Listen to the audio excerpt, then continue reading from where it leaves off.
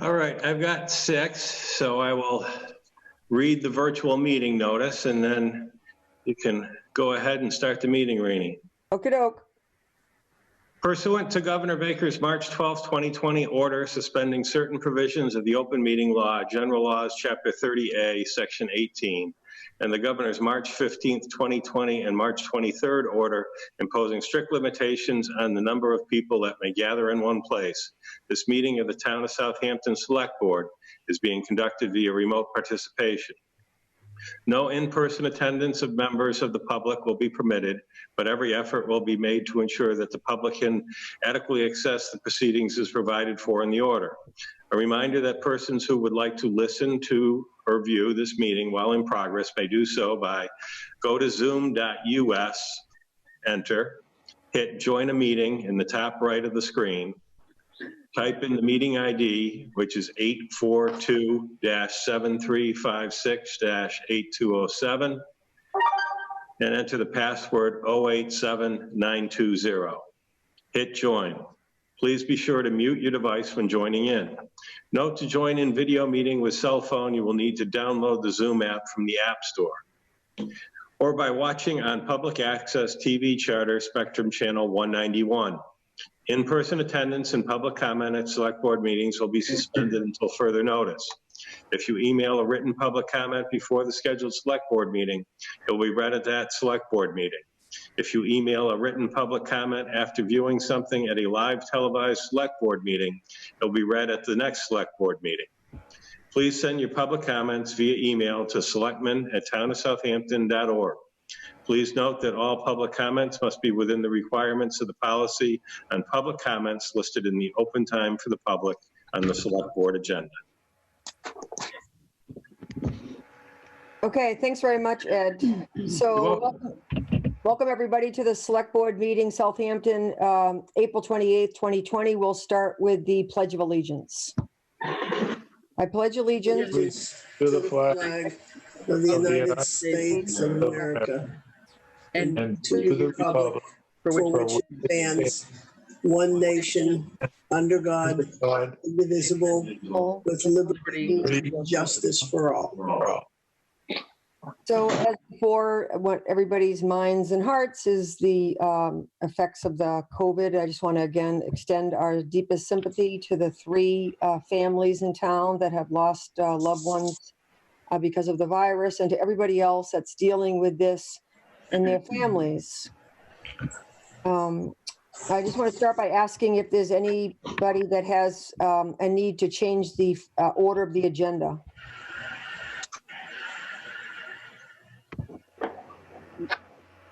No. Everybody okay? Okay. Yes.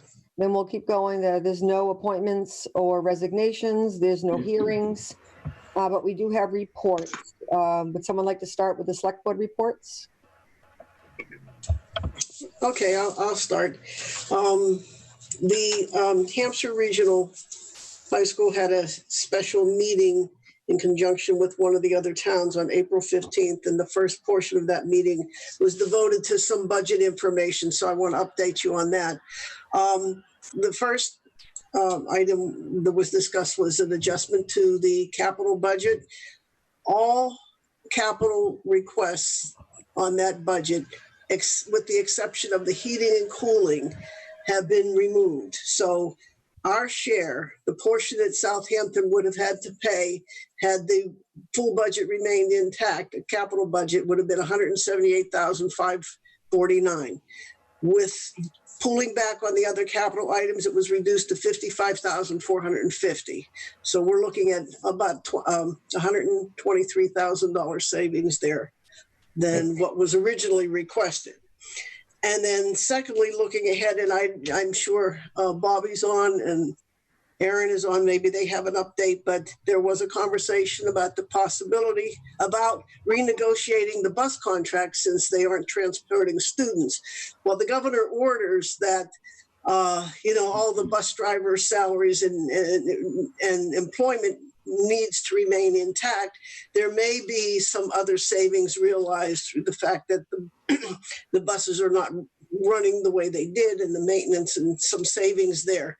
So the regional school committee authorized Bobby Jones to negotiate with Durham, the transportation company. And I don't have any information since that meeting, what has transpired, or even if she had a meeting since that time. But maybe at some point she can bring that up. So just overall, between the operating and the capital budget for fiscal year 21 for the school year, we're looking at an increase for Southampton of $156,039, which I'm going to say is relatively modest compared to previous years. And I think they did a great job putting this budget together. So that's all I have on this. The bylaw committee, also which I'm a part of, has been kind of furloughed for the time being while all the other departments attend to other obviously important things. So that's my report. That's good news. Thank you. Anybody have any questions for Francine before we move on? The items that they took off, Francine, where are they going on next year, or? I don't have that information. I would imagine next year or preceding years, because they had like a 10-year capital plan, so they may have shifted some other things around. Yes. Okay.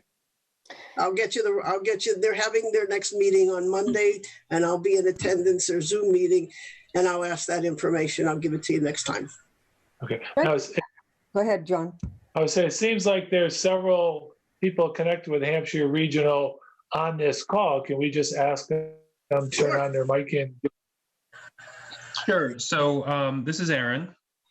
A number of those items were future items. So one of the things they had elected to do in this year was to separate operating and capital, which is actually more typical of most regional districts. Is they have an operating budget and then a separate capital budget. Capital can be a little more erratic.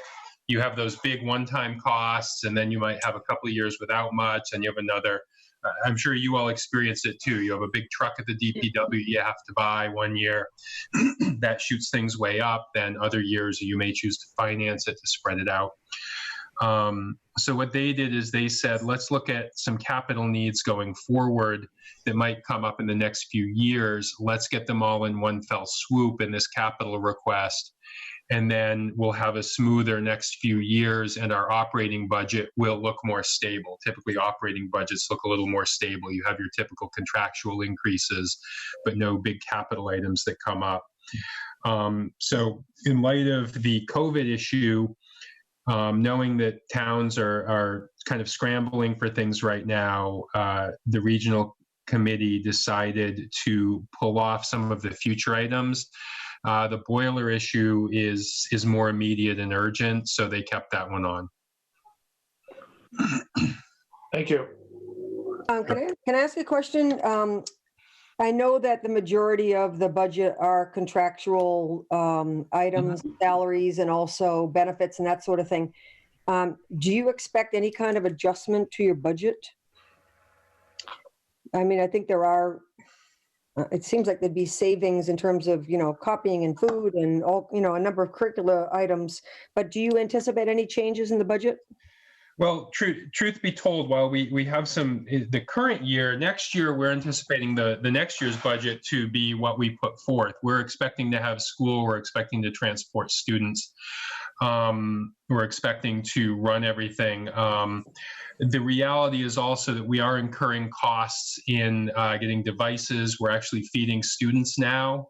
So that is a cost that we wouldn't have, that you might think we wouldn't have, but we do have. We are feeding students throughout the district. We are transporting meals to students. We are physically transporting curricular materials to students as well. Per the commissioner and governor's guidelines, we are continuing to pay hourly employees. So we have some employees, for example, who are paid through some revolving funds that we receive revenue for, and we are continuing to pay them. So as much as we're saving money on our bus contract, we are expending money that we aren't receiving in from, say, our pre-K program. So our preschool generates revenue, and we are continuing to pay those teachers because they're contractual. We have an actual contract with them through the year. This sort of situation is very unanticipated. So they are continuing to be paid. They're doing their best to do some remote learning activities with kids, but we can't reasonably expect, while parents are having to find other ways to watch their children, we can't expect to receive revenues for those students. So the savings in bus contract will largely be outweighed by a loss of revenue due to those programs. So our food services program also is largely run on the fact that we serve many, many meals. So now we are serving very few meals, but it's still taking at least the same effort, if not more, to do so. Mm-hmm. Mm-hmm. And is there an update on the school bus contract idea about renegotiating that?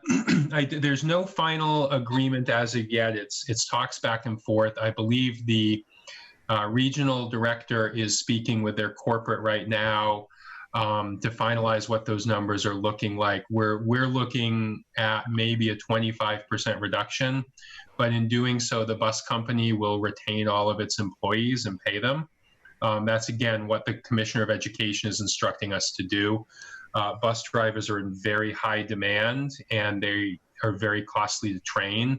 So losing sort of that workforce can be very challenging. On top of the fact that, to some degree, it's the right thing to do. Mm-hmm. Okay. I was going to resist the temptation to say that the state's telling us that we have to retain our bus drivers. The state also Right. told us we're paying 100% of regional transportation way back when. So whatever, had to get that in. I agree with you wholeheartedly. It's a challenging situation for us, but we're trying to make the best of it. Okay, thank you very much. Francine, that's it on your reports? That's it. Okay. Who else? Matt? I've got some, Chris. Okay.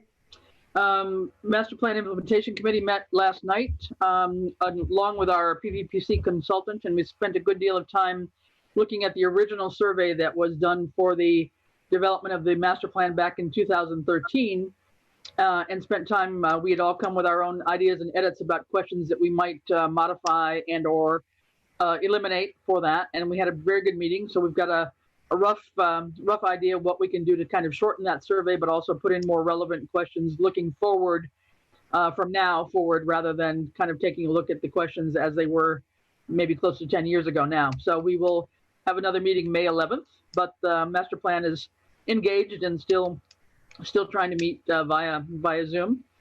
There will be a Community Preservation Committee meeting Wednesday evening at 5:30.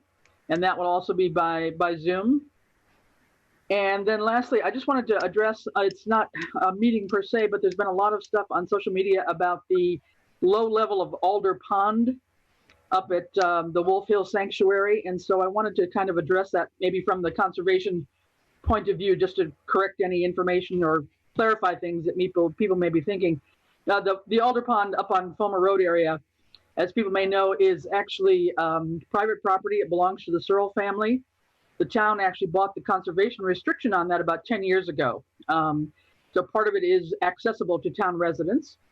However, when the land was there, it was always a meadow, actually. The Searles always had it as a meadow until many years ago when somebody in the family decided to have a small dam there. So they dammed it up, had a pond there with a standpipe, and that standpipe is what lets the water levels go up and down.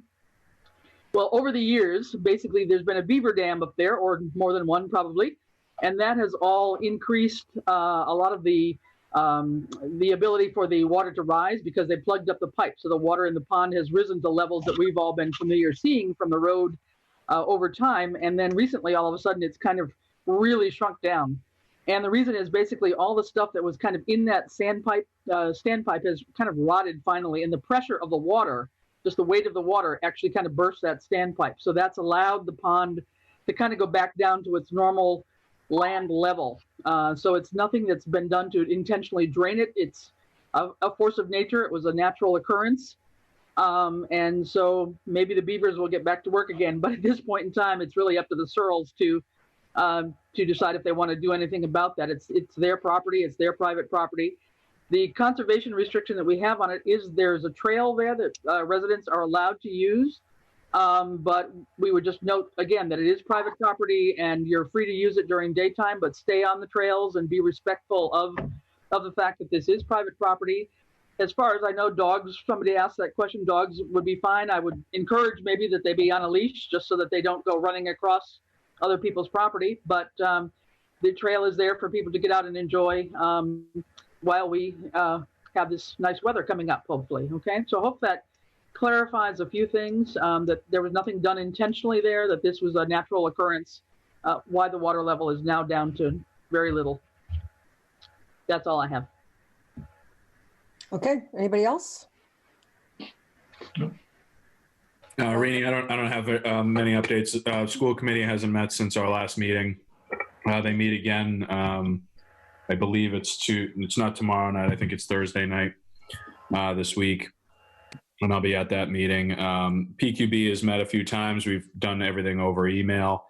Ed has been a part of that just to approve different things, smaller stuff, and Capcom has not met. So those are my updates. Okay, anything, John? No, nothing on my committees. Okay, there was one committee that met that I'm a liaison to, and it's the Open Space Review Committee. And we continue to review maps, assessor maps and chapter lands maps, and review some history and current status of certain lands. The charge of the committee initially is to kind of get in front of some of the looking at criteria for desirable lands, contiguous with other conservation lands and wildlife corridors and water protection, that sort of thing, as opposed to always being on the reactionary side of it. So that process continued with looking at various lands. A couple of questions came up at the meeting that I'm hoping Ed can speak to. One is the issue with the Beagle Club. Their fence was encroaching on the Clearwater Woodland property.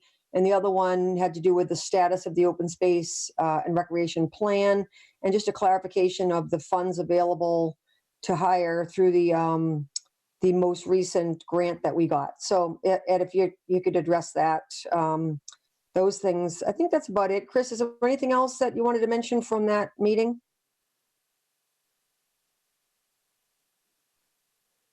Are you on mute or? She is. Sorry, I was muted. Okay, all right. Yeah, no, nothing to add, Rini. I think that was basically it. Just trying to get an update on what lands there might be out there that we would be interested in looking at. Yeah. Okay, and the Council of Aging is meeting next Wednesday morning, and the Board of Health did have an emergency meeting. As you know, we're having a meeting once a week with police, fire, emergency management, Ed, myself, and Jerry Swanson, Board of Health. And I think everybody gets a summary of that. But I think Board of Health had an emergency meeting because they originally had decided not to allow perk test and Title V inspections, but they decided that does need to happen. There was someone who was going to not even have a place to live. And so just thank you to Matt for request, or at least asking that question, because they are essential employees, but there was some concern about whether it could be done with social distancing. So they had an emergency meeting to allow that to happen. And then there's another meeting that's being set up for within the next couple of weeks, just to discuss a lot of issues relative to COVID and the possibility of if and when we would open up the town again. So that's about to be planned, but there's no date for that yet. So that's it. Unless anybody has any questions, we can go ahead right to this select town administrator report. All right, I'll just answer the one question on the Beagle Club. And yes, they have gotten back to us, and they're going to have some volunteer work parties. And once the weather gets nicer, and also that groups can gather again and move that fence, they have asked if we could go out there, because although it shows on the survey plan that the fence is over on our line, when it was flagged, it didn't definitively flag the areas or the constraints of where the fence markings may be that actually has to be moved. So I intend to go out there once it gets a little bit drier and mark those points in the fence for them. Thank you. You're welcome. I do have a few things which are not COVID-19 related. So the board will need to have a special meeting either preferably on May 7th or May 11th to approve the award of the bond sale, which will refinance some of the water department loans and will also be the borrowing for the dump truck, which was approved at last year's annual town meeting. So I would just ask if a quorum of the select board members would be available on either May 7th or May 11th for a quick, about 10-minute meeting. Fine with me. Yeah. I'd be there. 7th or 11th? Either the 7th or the 11th. Yeah, both are good with me. There's I'll have currently, to clear my social engagements. But, yeah. there's currently an open space review committee meeting on the 7th, but I could do the 11th. And there's a master plan meeting scheduled for the 11th. But not until 7 o'clock, so depending on timing. Okay. Yeah, like I Get this said, done in an hour. yeah, this should only be about 10 minutes. Okay, And we can, depending on your availability, we can do it at like 5:30 or 6. okay. So either one works for me. Yep. fine. Yeah. I vote for 6 on the 11th. 6 on the 11th? Does that work for everybody? Yep, it's good. Now, Ed, we have a meeting scheduled for the 12th. Is that too late? Actually, it's the 14th. You'd moved it to the 14th. Oh, that's, well, because of the town caucus, right? Right. Which I can't imagine. You think it's going to be on? Well, yeah, we're going to talk about that a little bit later in the meeting. So I don't think, yeah, it's not going to happen on the 12th. So can we have a select board and signature meeting on the 12th, which was the original plan? I believe we have to have the documents back to them on the 12th, which means not only do we have to have the approval, then I'm going to have to take the documents around for signatures and we're going to need a town seal on them. So should we do this on the 7th? Because that's only giving you one day, Ed. Yeah. I would go for the 7th. Yeah, I mean, Rainey, if you don't mind, it's just we're signing something, it sounds like. Yeah, it's all right. It's just the open space meeting. If it's only going to be a short meeting, I'll just join the other after. Okay. All right, so what time on the 7th then? 6?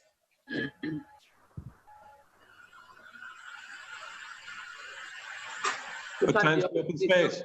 Yeah.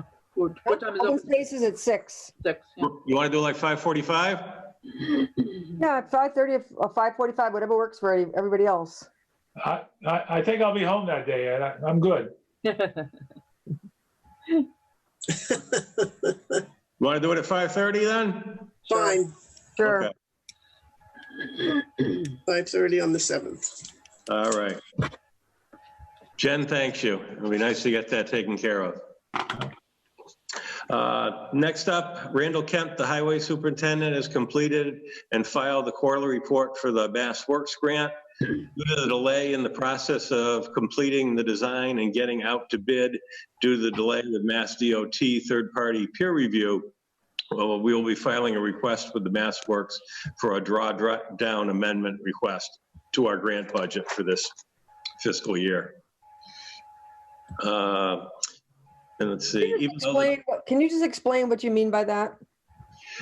Basically, when we do these, some of these grants, especially for the larger amounts that are going to carry over a number of fiscal years, what they actually ask for when you file for the grant or the contract is an estimate of what steps or what progress will be made in each quarter of that particular fiscal year.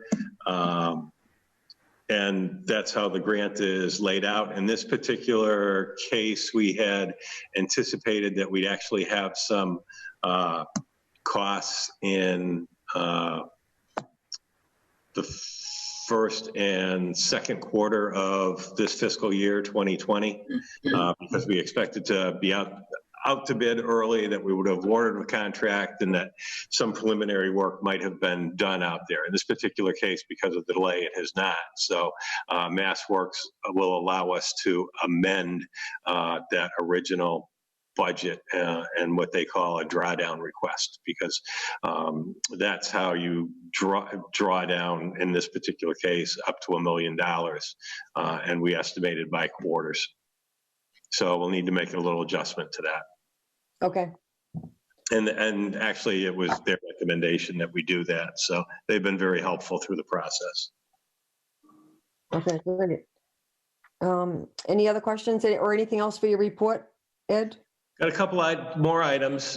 Just let you, let's see, got actually, yeah, that was a drawdown. And even though the design for the East Street Bridge is on hold for the Mass DOT third-party review until mid-May, VHB still continues to do some work on other details, such as they are currently working on the cross-directional boring with Holyoke Gas and Electric to help move the bid documents forward when the design is approved and complete. So it's not at a total standstill. Some things are still going on, and VHB is still doing some work behind the scenes for us. And then also want to let you know that the water department currently has the solicitation out for the request for qualifications for engineering services to perform the bid solicitation and the construction oversight for the Manhan River water main relocation project on Route 10. Any questions for Ed? Okay, so we don't have any presentations, then we're on to old business. The first is the shared building commissioner, the update. And we got 3 documents for posting and also a job description. Yes, and PPBB did approve the job description that we had submitted to them, so that is set to go. And then from some of my conversations with John, once that job description was done, we also have to come up with a posting for the job and submit that to the PPPB.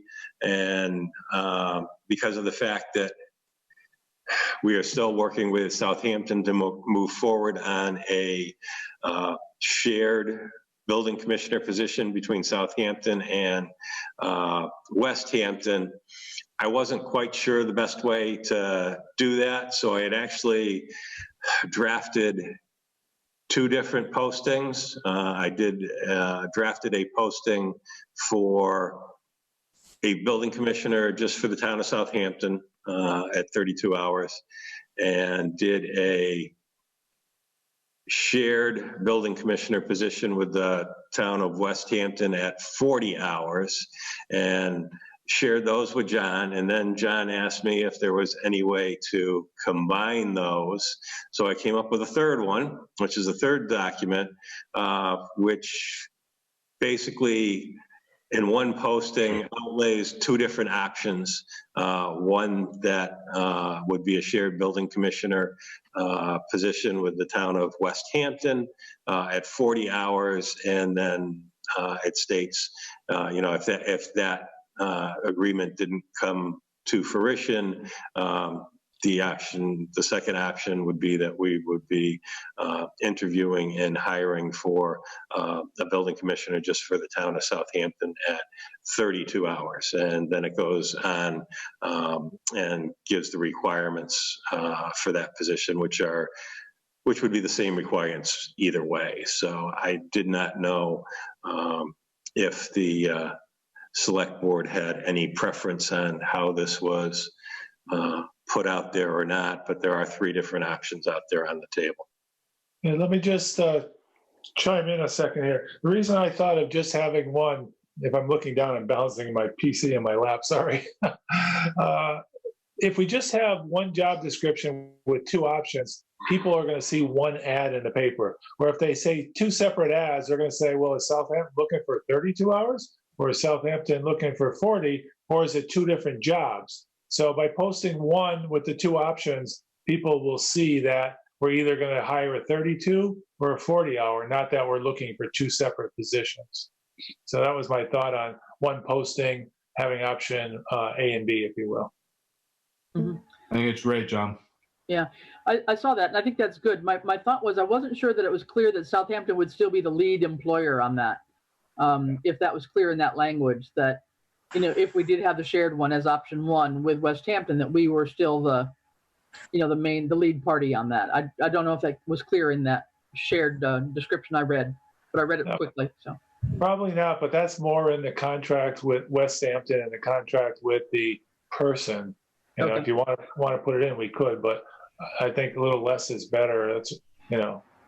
Yeah, I actually thought the same thing when I read it. It says the options, then it says this position will report to the town administrator and select board. I think my immediate thought is it should say Southampton, town administrator and select board. Okay, so you want us to insert that word, Southampton? So I Yes. think so, just because it talks about Westhampton above, but just to be Sure. clear, Yeah.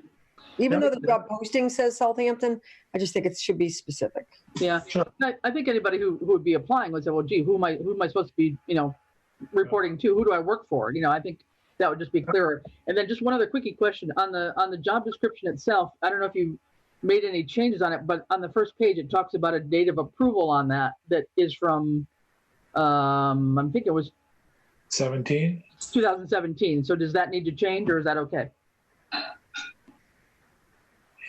Ed, that was a PQB question. Yeah, They were- and wouldn't that change? Yeah, Based on that this was just the date of the original one Right. that we worked off. So that now the current date is that they approved it. Oh, God, Art sent me the Last email. week. I believe it's April 26th is the Yeah. new date. So Yeah. we'd end up changing that in the job description then, or? Yeah, actually, he sent me the new job description, so that is what will get Okay. posted with this. Okay, that was my only comment on that, yeah.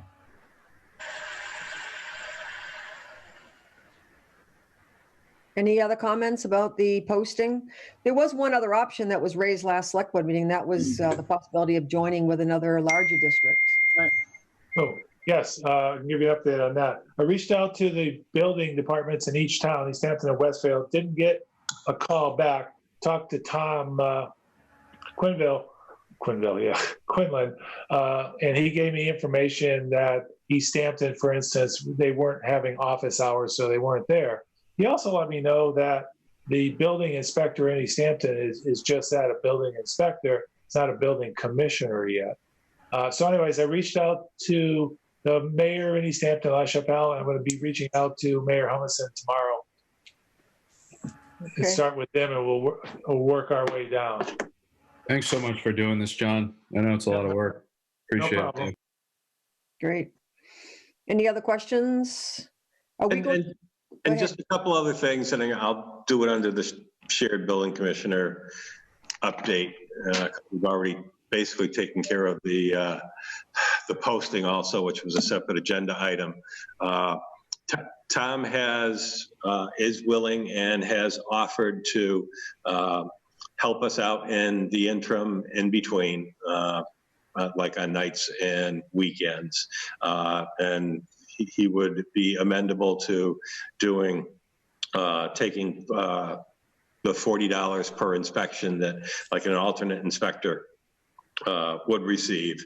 And he would, for the interim, keep the keys to the office to get in, and also the town cell phone and the internet booster, so that people could contact him. Also, we could utilize our alternate building inspector on the same premise. Ron Lauren or John Flagg, it's $40 per inspection. My understanding is Ron Lauren, who's a full-time employee currently for the city of Westfield, and also does some construction work and Title V work on the side, is fairly busy, so might not have quite the availability that either Tom might after hours. But that has been offered to us if the board would like to take him up on that. Yeah, I don't know that we have many other choices. Tom did say yesterday when I talked to him that he was trying to get everything lined up so when he does leave, there's nothing that at least he's aware of that's going to come crashing down. But, you know, you can never tell who's going to walk in the door every day. No, and people are going to need updates on their inspections and stuff like that. And revisits, yeah. Now, Ed, is Art going to be in the office his regular hours during this transition? Well, I mean, as long as the stay-at-home order is in place, Art will be at home. He comes in maybe once a week, depending on how busy it is, and will like pick up any checks or whatever to do the turnovers, to do any preliminary work on building permits and what have you. And I also will tell you that Tom told me today, although things had slowed down, you know, quite a bit. He has gotten applications for 6 new houses in the last 2 days. So Okay. that was good news. Good. Well, I think it's very generous of him to be willing to help out, and hopefully we'll have a candidate. We won't have to go that route, but it's nice to know that we have an option. I appreciate that. Yeah, now with this social distancing, obviously we can't have a going away party for him. So, No, unfortunately. yeah. So after all the social distancing is over, maybe we'll just have to take a going away party to him in Hadley. Yeah, they don't know us in Hadley. That's probably a good idea. Anything else? So will those positions, I mean, are they already ready, set to go to be posted?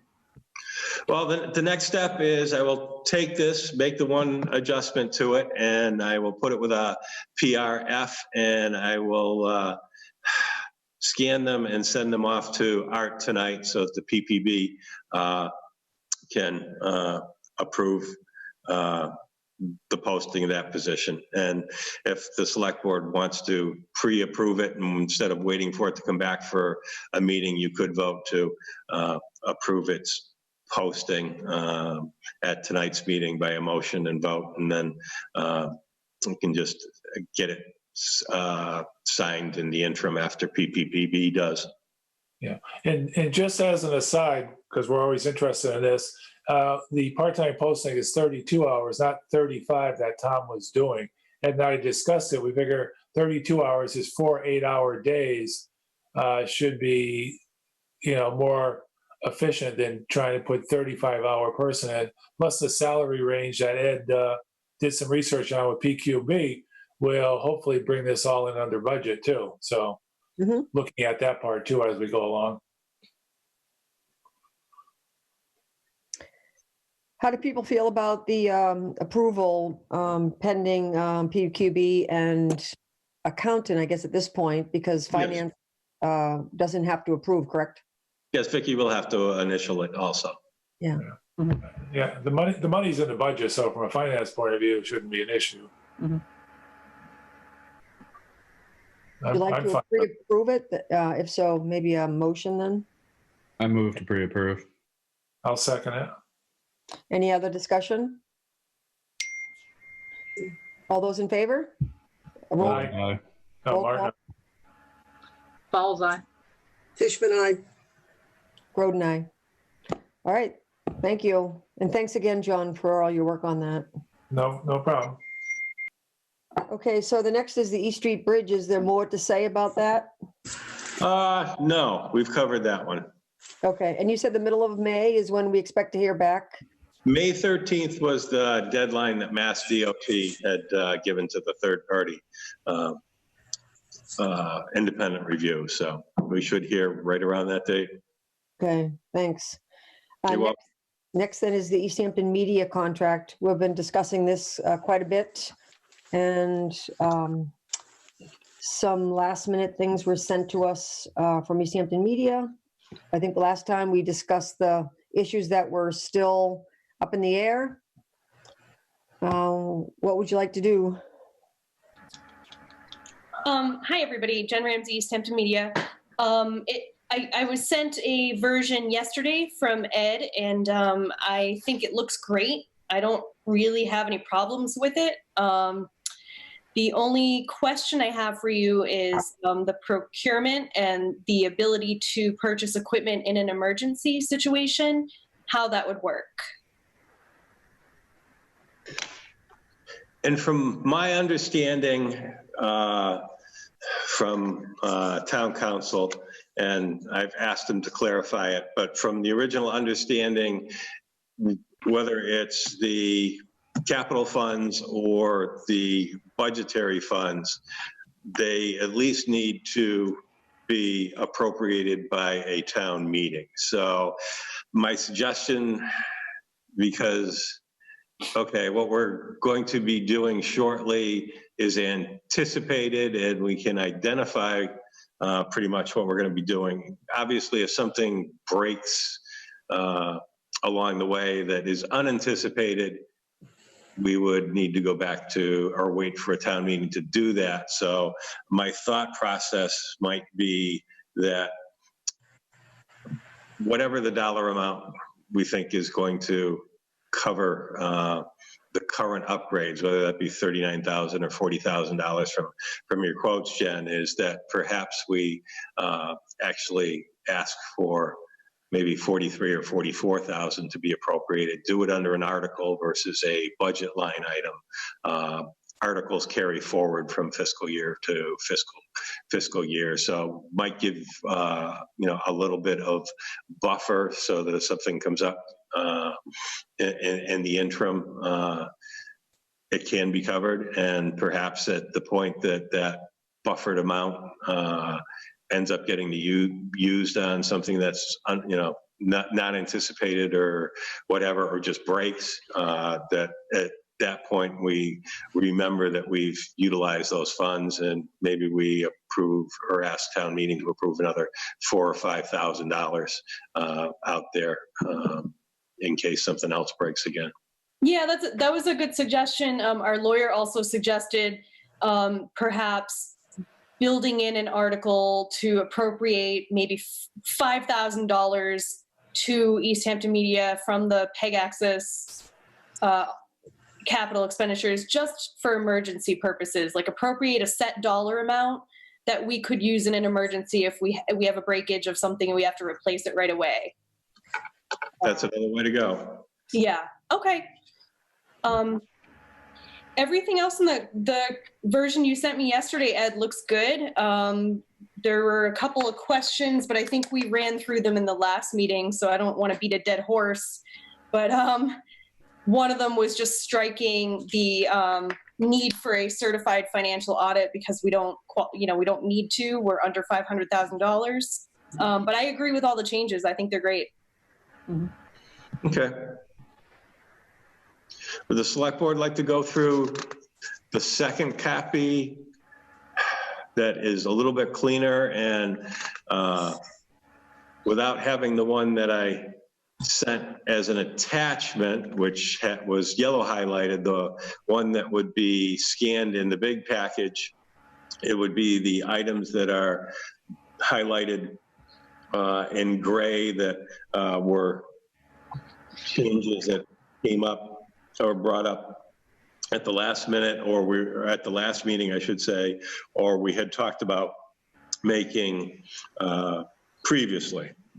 Yeah, I think working from the cleaner copy is better. The second copy. That's why I did it that way. Yeah. Huh? That's why I did it rather than making any more edits to the first one. No, that's just too confusing now. But I only saw two sections as I read through it that seemed to have some strikeouts that, we just wanted to verify that that's what we meant. And that was in, I think, section 8 under insurance and section 12 under budget. I think those are the only two that had a whole bunch of, not a whole bunch, but a couple sentences stricken out, that maybe we just want to review those. It's page 5 and 7 of the contract. Yeah, and basically there was one small change on the top of page 1, for the date, and that, is still subject to change. Right.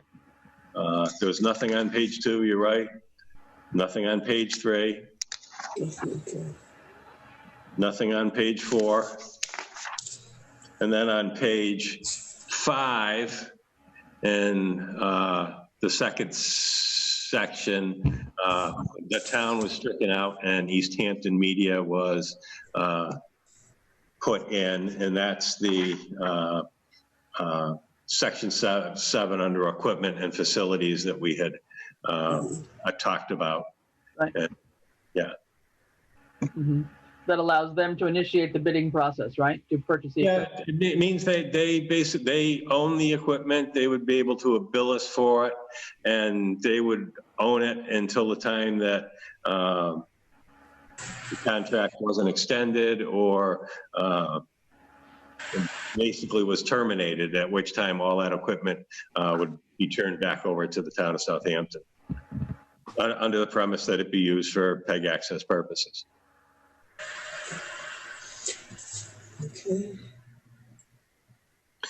And then in section B of that, it's the same thing. You're seeing the sections that struck out that where the town would own the equipment, and that the section that Easthampton Media had suggested and has been reviewed by our attorney, that they shall own all the equipment and the facilities acquired by it and purchased with funds received pursuant to this agreement, and that they would retain ownership. They would maintain all that equipment until the point, again, that the agreement was terminated or a successor agreement was not negotiated.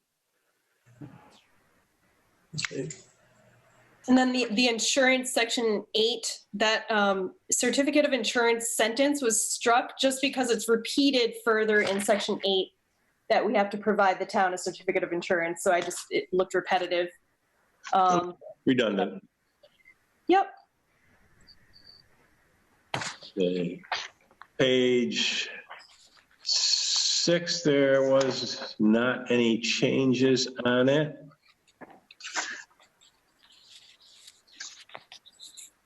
On page 7, under section 12, reports and budgets, Jen had talked at the last meeting about, they didn't have their financials done until on January 31st. So I just threw in the suggestion of May 31st of each year, and then there's the clause in there, or such other date as may be agreed upon by the parties if they aren't ready on that particular date. That seems fine. And then under F, you'll see it's highlighted, and there's just a note there that Easthampton Media requests this clause to be stricken, as they are not required to be audited by the Mass AG, as their annual income is under $500,000. This would add another $4,000 in costs to their budget. So I didn't just automatically strike it, but highlighted it and left it up to the board if they would like and are willing to strike that clause. Okay. I think you could eliminate the section that would add $4,000 to their budget. You're not putting that in, are you? No, That's just a note. That's just a note. Yeah, it's just a note. I had called Thank you. our accountant and Okay. asked how much it would cost to do a Okay. certified. Yeah. Fine. Yeah, I think we talked last time that the need for a certified financial statement wasn't really that crucial, given the oversight that Easthampton Media does, along with their board of directors, et cetera. That's what I remember from our discussion last meeting. So I would be in favor of eliminating the need for the certified financial statement. Certified audit financial statement. Yes. Okay, so the consensus is to strike F? Yes. Yeah.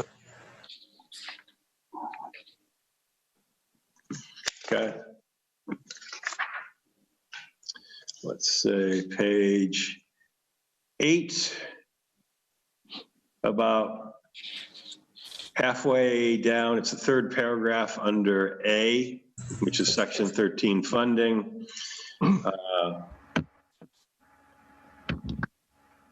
It's the clause they were asking about, what about expected breakage, which couldn't be planned, and we just addressed that, I believe.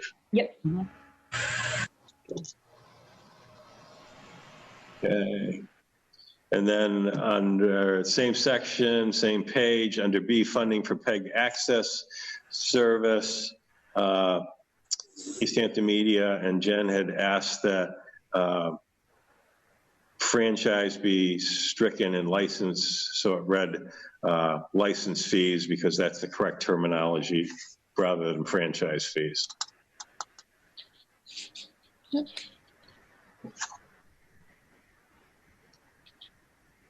Next page 9, section D, Easthampton Media had agreed to strike out that section in dealing with late payment. Okay. And then section 14, receipt of approved funding. Just calling your attention to Easthampton Media reserves the right to suspend any or all services if payments from the town are delayed. So that basically added that sentence, but deleted all the penalties up above in D. Next, page 10. Under section 18, termination of agreement, transfer of assets. Section C, just deleted the term not owned by Easthampton Media, so that would now read, within 30 days of the termination of this agreement, Easthampton Media shall transfer to the town any equipment or facilities.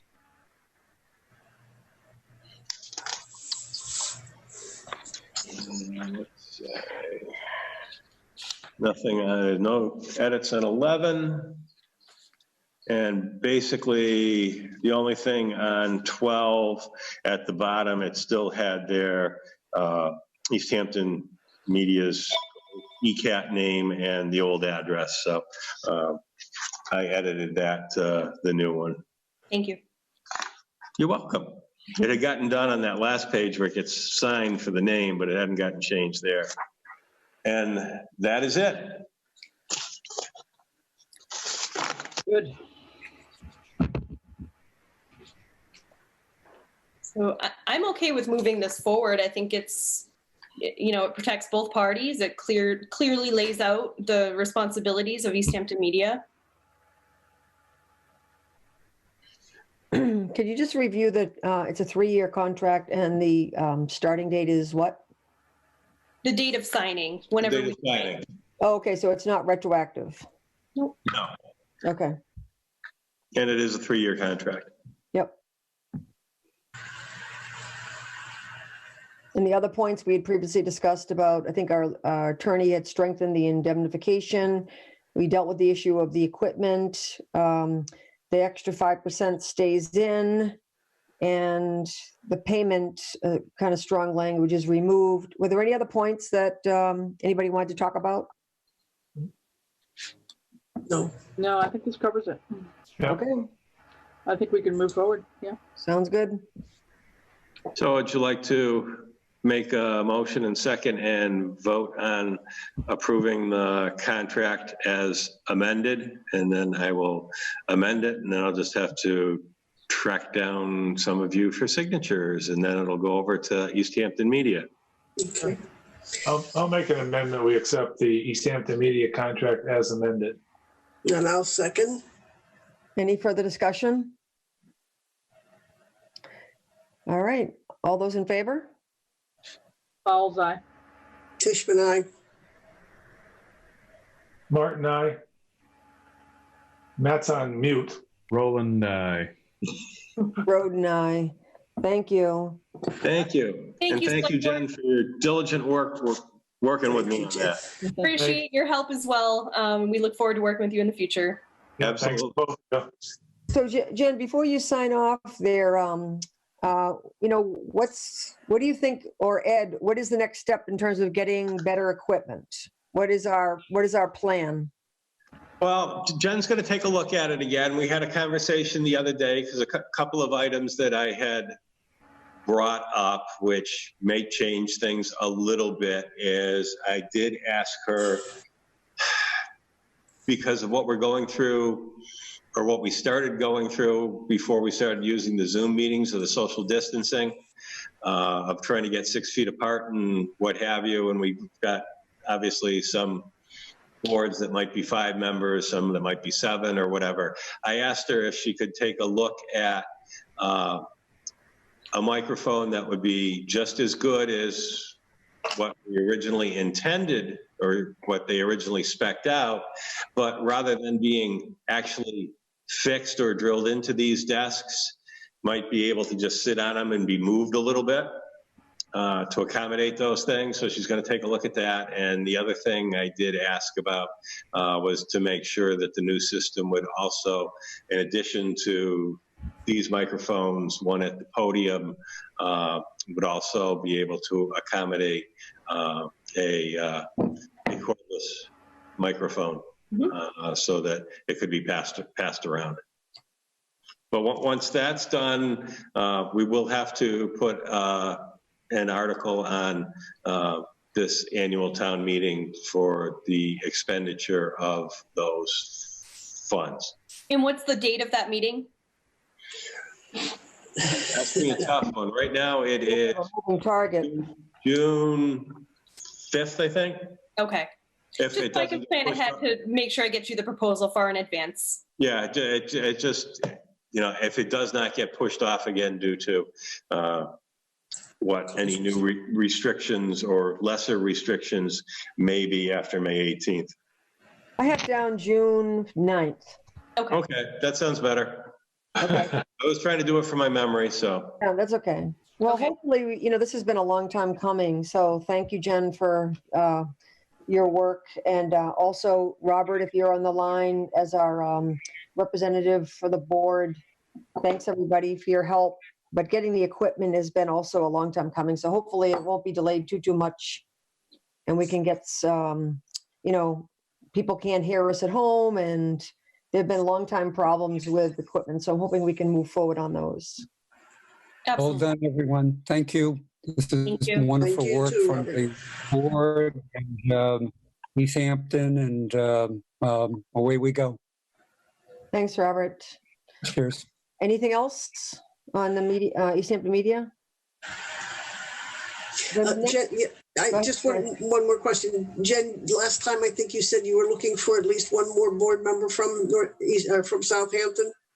Yeah, I believe we have an opening. So if anyone's Okay. interested, they can send a letter of interest to us, either by email, info@easthamptonmedia.org, or give us a call and we can talk about it.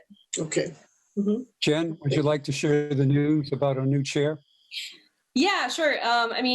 Last night we had our April board meeting, and there were some board terms that were up, and our president has stepped down after 7 years of service, James Zarvis, and we thanked him. And then we had a new president voted in, Erica Flood, who joined the last select board meeting. I think you met her. So Erica is our new president of the board. Okay. Thank you. Great, thank you. Good. All right, so moving on with old business. The next is the FY 2020 budget revenue and expense. So everybody got a copy of the revenue and expense report? Yes. Okay. What questions do people want to start with the revenue first?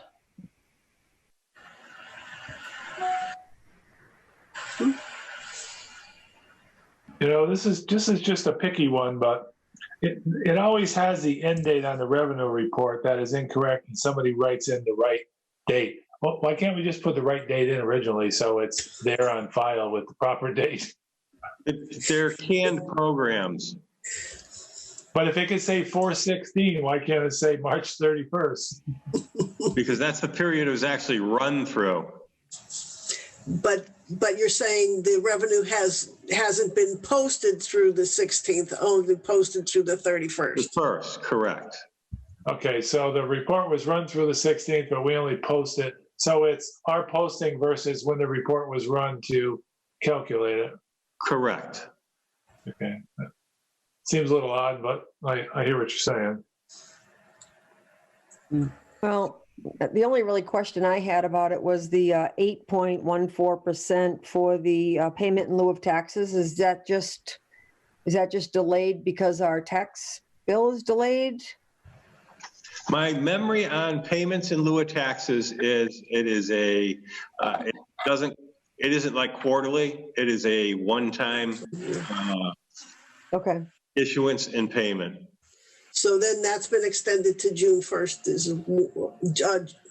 I'm sorry. Yeah. Yeah, you'd be correct. But Right. if my memory's correct, it's not normally due, I think, until the March or April timeframe anyway. Okay. Mhm.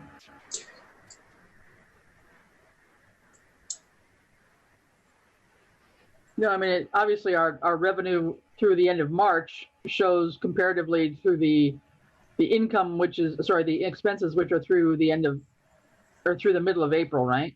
Mhm. We're a couple weeks off on that, is that right? Exactly. Yeah. So the difference there, partly, a fair amount of that difference is probably just because of the property taxes that haven't come in yet, realistically, because of the delay, right?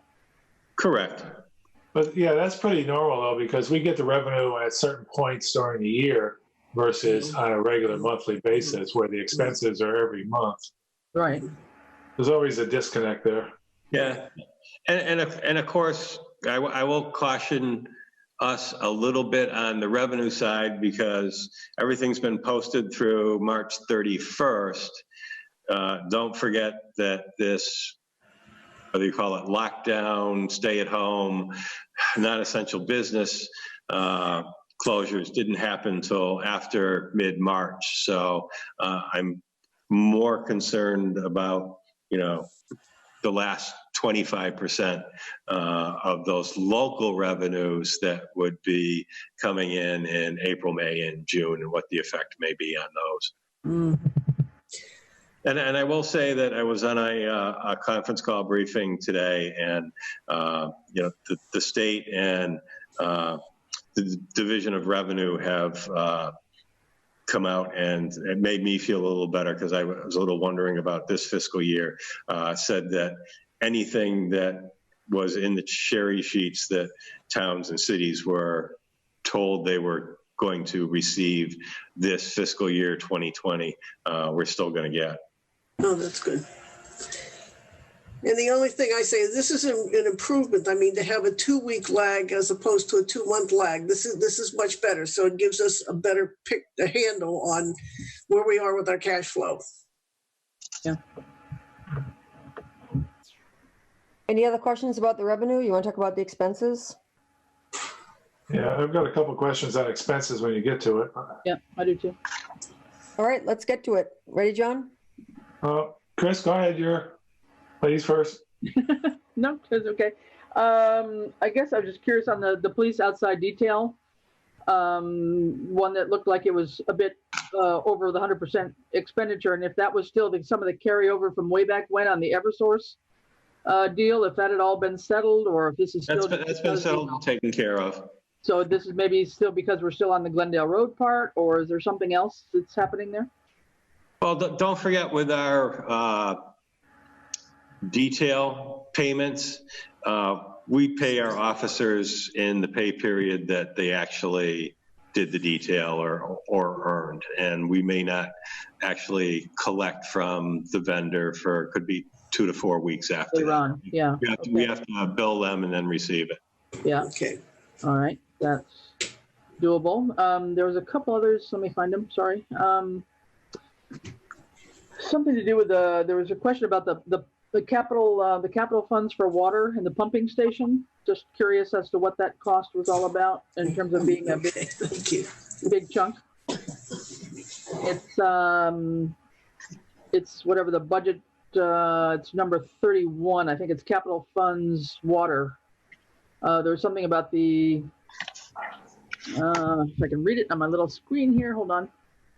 Yeah, there was the water pump station, about $164,000 over what was predicted there. So just curious what that's all about. I can't tell you the page, I'm sorry. It's page 12, Okay.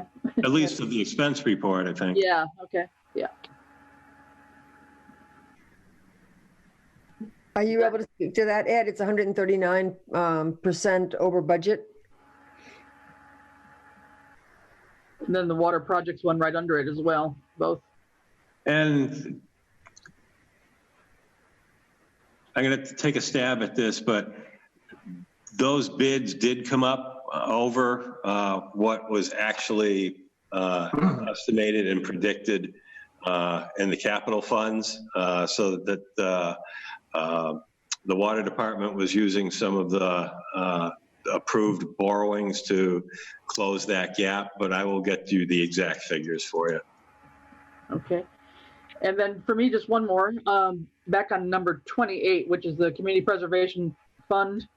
I just wanted to be sure, I know at some point in time, CPC had to put out some money to purchase the Pomeroy Meadow Road property, and that was under a bonding arrangement as well. And I don't know if that future liability, I'm not sure that any money is due yet. Interest might be due this year, but if not, it's certainly due next year. And I didn't know if there was a line item already created in the ledger for that future debt. And I was just thinking that we ought to do that before we lose track of it. And I don't know, I'm not seeing it, visibly I'm not catching it in CPC account unless it's somewhere else. I didn't see it under the town debt account either. So I just wanted to make sure that we've committed. That's actually one of the pieces of the bonding that is out for sale right now. So that's why you won't see it here. But will it end up being separately reported under the CPC? One will come in under the CPC page when it is done, or? That I'm not sure if it'll show up there or if it'll show up under basically principal and interest debt.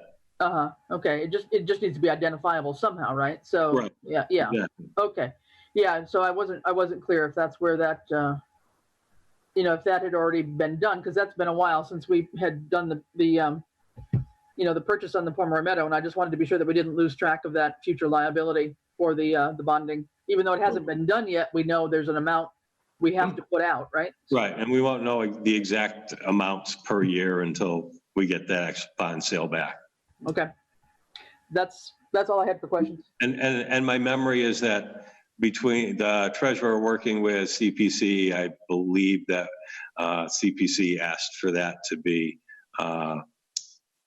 amortized isn't the right word, but borrowed over a 10-year period. It is, yeah. It was a 10-year bond, yep, that they wanted, yeah, exactly.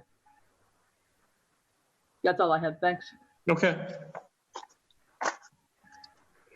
John, you had some questions? Well, I did, but fortunately, Chris went first and I recalculated. I was looking at, we're about 8.5 months through the fiscal year, but actually we're 9.5 months. So when I recalculated, I was looking at a number of the wage lines that seemed to be well over, but using the right figure, they're right in line. So Yeah. Thanks for going first, Chris. Yeah, that's okay. Actually, I do have one more. Sorry, I did. Under the other special revenue funds, I noticed that we do have 3 lines down there now for COVID wages, expenses, and public health COVID. And those are all showing as expenditures. And I'm just wondering, is that against the PVPC money that we got? And does that PVPC money show in as revenue somewhere? Because I wasn't identifying that either, but I'm just maybe not familiar with the terminology. What page? Please. Other special revenue, so it's number 24, page 7 on the expenditure report. Right on the bottom. Yeah. Yeah. The 3 COVID lines. So just curious, that's showing as expenditure, which I understand. Yep. Was it related to the PVPC money that we got, or the state money we got through PVPC? The last one, the public health COVID-19, should be the DPH money received through PVPC. The other two are accounts that Vicky Morrow set up so that we could isolate costs going forward because of the disaster declaration. Yeah. That we'd be eligible for receiving a 75% reimbursement for. Okay. So that's what those are. Okay. But of the funds that we received, was it $4,000? Received for what, from DPH? COVID, yes. We've now received 2 contracts under that, and and again, I'm going by my memory, it's like $9,400, I think, or 94. Okay. Yeah, it's 4 and 5. 4, okay. I only heard about the 4. Okay, that's good. So at some point, I'd like to understand the difference between what is the difference between COVID wages and expense, and then what's the public health COVID-19? What is that? Well, the COVID health 19, public health 19 are those costs directly associated with the funds that we would have received from PVPC for those eligible ones. Okay. The other 2 is, and rightfully so, because some of us have been through this before. Charlie asked if we could set up if Vicky could set up some funds that, as we make our expenditures that aren't normal budgetary items we would have purchased, strictly to address COVID-19, that those be isolated so that we had a very easy way when we have to file for our reimbursement with FEMA to pull those costs out and to work with them rather than putting them into their own line item account that they might have normally fallen into. And then whether it's 3 months, 6 months, or 9 months from now, have everybody scrambling back through their invoices and their regular accounts to try to see what they spent. Okay. What other questions do people have about the expenses? They all look pretty good. Well, after you say that, I will give you a forewarning that between having some unplanned expenses to patch up a leak in the roof here at Town Hall, and also the issues we had with one of the boilers probably back about 6 weeks ago, I will be overspending the town hall expense by probably about $4,500. Okay. How old is that boiler? Do you know? I shouldn't do this. I'm assuming those 2 boilers were new when this building was done back in 2010 and 2011. I don't think they were here prior to that, but I'm not sure. So there's no warranty on them? Well, even if there was, it would be long over with by now. And of course, one of the disadvantages to these very cost-efficient, high-efficiency boilers is they're basically all computer run. So they have sensors in them and computer boards, much like our cars do. So when they do go, it's not inexpensive, to say the least. Do we have a maintenance agreement on these, Ed? We don't have a maintenance agreement on these. We have the agreement with BG, where they come in and they do like normal preventative maintenance. They change the filters, check the belts, replace the belts, items like that. That's a maintenance agreement. So they take care of them during the year. Oh yeah, absolutely. Okay. Yeah. Yeah, and in this particular case, there were a couple of sensors that went, and one costly actually it ended up to being one in each boiler. So there was two costly computer boards. And I think they were about $850 each, one for each boiler. So my memory is the total cost for that repair was about $3,200. Was the roof done over when the building was renovated too? Yes. And so that was what, 10 to 15 years ago? It would have been about 10 years ago, but it wasn't like a roof shingle failure. It was where the roof met and was sealed with one of the HVAC vents. Mm-hmm. So water was getting into that area, so they actually had to peel back the roofing around it, peel up the EPDM on the actual HVAC vent, and redo that whole area. Mm-hmm.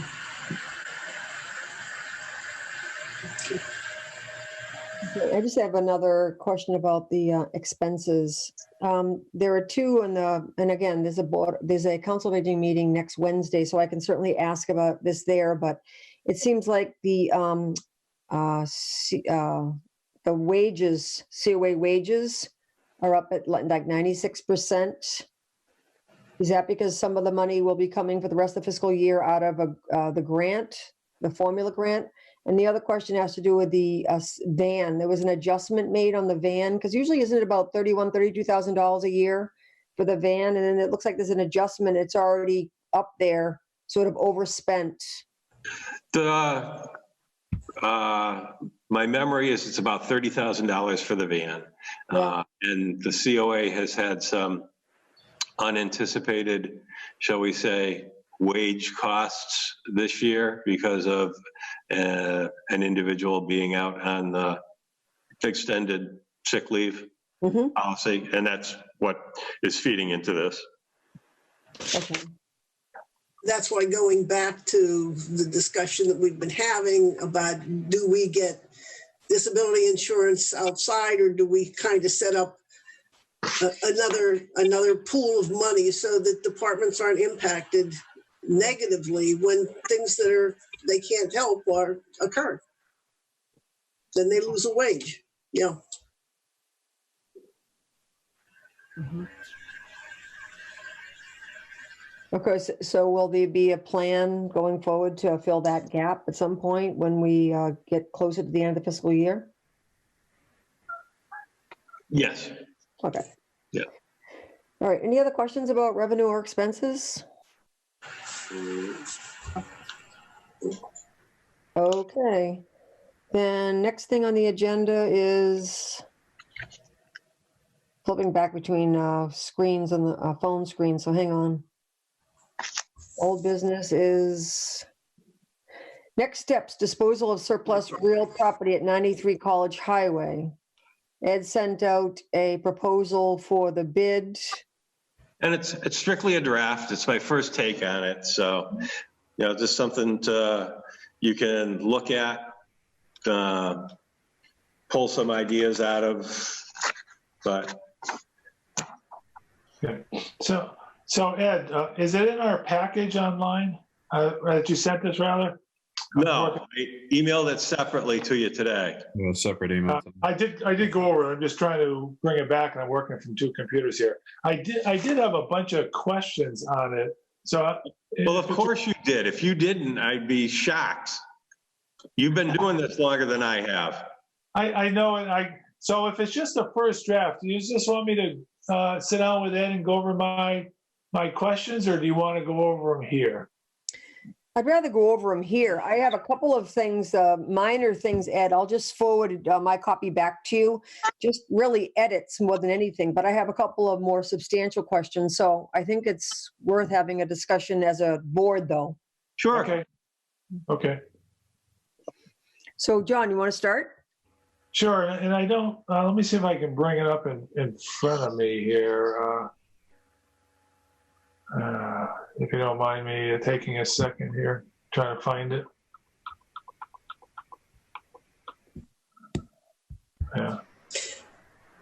Okay, I'll go over them without having it in front of me. One thing I think we should put in here is that the person purchasing the property should have no outstanding tax liens against them, because we don't want to start with somebody that owes us money and then we have to take money on the property. So I think something about no outstanding taxes should be part of the bid. Hang on one second. I'm actually, you can't see me because I'm actually looking at the document. I thought that We I, actually we can see it. Yeah.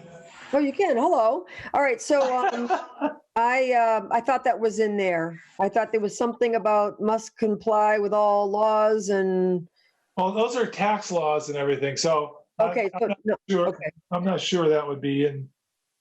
I okay, mean, we can spell it out just to be more precise. okay. Okay. The next one, you said, Ed, if anybody has any questions, to submit them to you.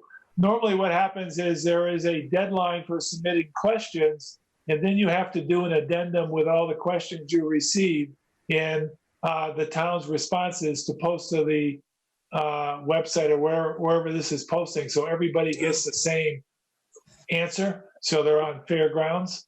Correct. And that's why you will see on, let's see, where is it? On the very second page, documents comprising this bid package, there is a list.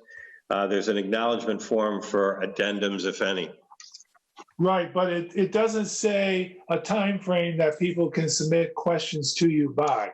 So technically, they can submit it up till right before the bid, which gives somebody an unfair advantage if they ask you a question at 3:50, then submitted a bid at 4. So there's normally a deadline for submitting questions Right. and then posting the addendums so everybody can see them. If you don't have wording for that, I'd be glad to get it for you. Is that like a 1 week deadline usually, or? Actually, it's usually less than that. It's usually 3 or 4 days. Mm-hmm. Yeah. I guess we have different thoughts on that. It's just the key is give people enough time to see the questions asked and incorporate any of their responses into their bid package. Yeah. Okay, so as you go through the document, it refers to parcels and parcel. There's only one parcel, so there's some terms you may have to just, correct on there to make it specify one parcel, but that was your first draft, so I'm sure that's where that comes from. Well, if that's all, because when I did this originally a number of years ago, there were 2 parcels. So I thought I could cut all those. And if you don't find anything that says Beckett, at least I've caught all of those. Okay, that's good. It's in a couple places it says May 2nd and for bid opening in June 2nd. And June 2nd, I believe, is the date you want. So that may be just going through. To all those dates, I'm going to have to recalculate once we've actually finalized it. So I just threw something in there. Okay. Parcels. Down below on page 6 says successful bidder shall provide town with legal proof that they have access to enter property, which we discussed. But the paragraph below states there is X amount of frontage on Gun Road. So if there's frontage, they don't need to say there's access. There is no frontage on Gun Road, I can tell you that. I wasn't sure of that. I had to go back and check it. I knew there wasn't on College Highway. So maybe we should be specific and say this is landlocked and anybody bidding must show proof that they have access to the property from an abutter or something like that. Sure. Yeah, I think that'd be clearer. Yeah, because that way it'll get rid of anybody that thinks they're going to have a road going in there and farm it and all that stuff. Right. Okay. The other ones are just dates that are conflicting and all that, but I'll send you that. That's not a major thing. I don't need to go over that here.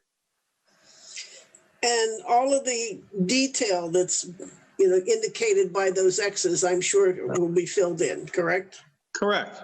Okay. Yeah, the only question I had, it was kind of contradictory from what we talked about, was the one that John raised about the frontage on Gun Road.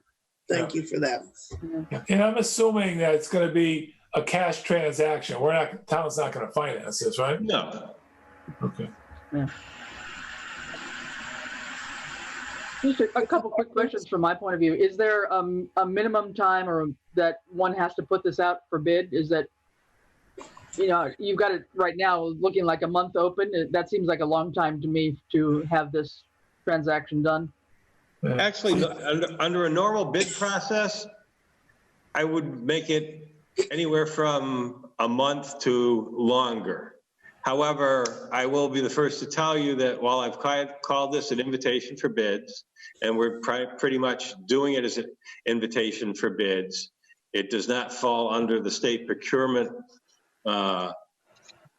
laws because of the dollar value to actually follow the invitation for bid dollar for dollar. And I would probably suggest something like 3 weeks. Yeah, I was going to say 3 weeks if you can do it with all this COVID going on. So the faster we get this done, the better it is for everybody. And I think some of the supporting documents that people would need to submit would be what would be taking the time more than anything. Yeah. Probably. Yeah. So we talked last time about specifying that it's farming, and then we also talked about the easement. We also talked about the landlocked issue, that it has to be someone who has legal access to the land.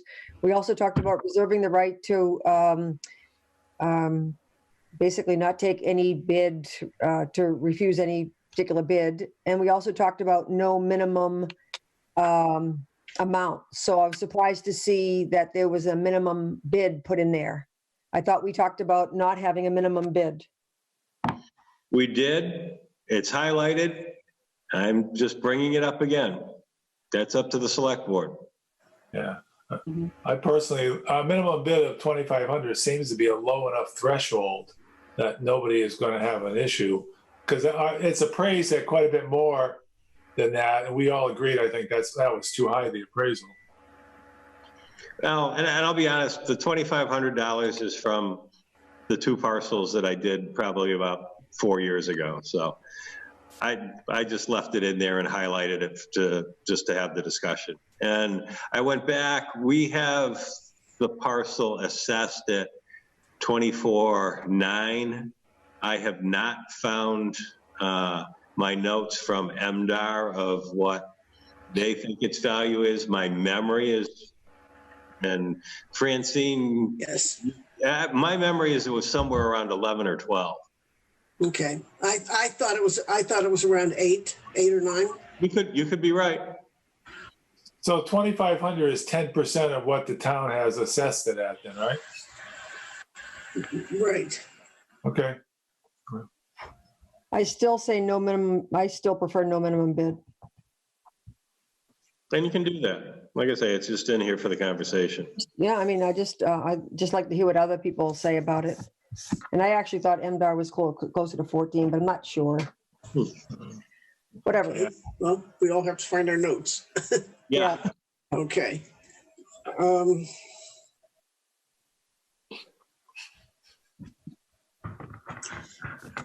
I mean, I don't really care about whether there's a minimum bid or not, but we did have a discussion about this last week with regard to, I mean, somebody could come in and bid $1 on this if we don't have a minimum, which they're kind of having some type of a minimum, like, does pull out those types of people, the $50, the $100, I don't know. Yeah, I think. I'm sorry. Go ahead. Is there any? I mean, does anybody care about that? Does it matter? I mean, Well, again, the seriousness of it, like you said, it takes the people that are going to fool around. Does anybody think $2,500 is a high cost for 8 acres of farmland? Yes, because it's not farmland. It's basically a ravine that has no value to it whatsoever. It can't be farmed. It's not a flat grassy land. I live right next to it. Isn't it being farmed now, Chris, for hay or cattle and grazing on it? Around it is, the perimeter is the grassland, but even that's what's eroding. So acreage has been lost on the farmland bordering it, but the 8 acres itself is a gully And with woods. fallen down trees and a little stream running through it because of the water coming through the culverts under Route 10. So it itself can't. It's that wooded area, is it not, Chris? It's woods. It's woods with a stream. running. It's the Grove, what we used to call the Grove. So it's basically a wooded area where a lot of the trees have fallen down in now because there's nothing stabilizing the banks where they are. So around the perimeter is where it is still being hayed, although there are various gullies and ditches there that make it incredibly unsafe for a tractor to go across certain parts of it because you can sink in. The ground is very soft there with all the water coming through it from the culvert. So the condition of this property is really detracting from surrounding farmland. Yeah, no, it's destroying part of the adjoining farmland because the erosion is backing itself up. If you go down Route 10, you can look over to your right and you will see that there's a big V that's coming from the wooded section across the grassland toward Route 10, and that is just all the erosion that's happening that's cutting out acreage of good farmland right there too. Yeah. But the part of the parcel itself is really just a wooded ravine, basically. And I just want to remind you, like when you said having a minimum bid of like $2,500 would, quote, remove anybody who's not serious. Like, the fact of the matter is, there's only 2 people have a legal access to this land. So we're not talking about removing, anonymous bidders. Only two people have legal access to this land. The town bought this land for $1, and it was for the intention of the town getting money to fix the land. Nothing that the town did, in spite of thousands and thousands of dollars, actually fixed this particular land.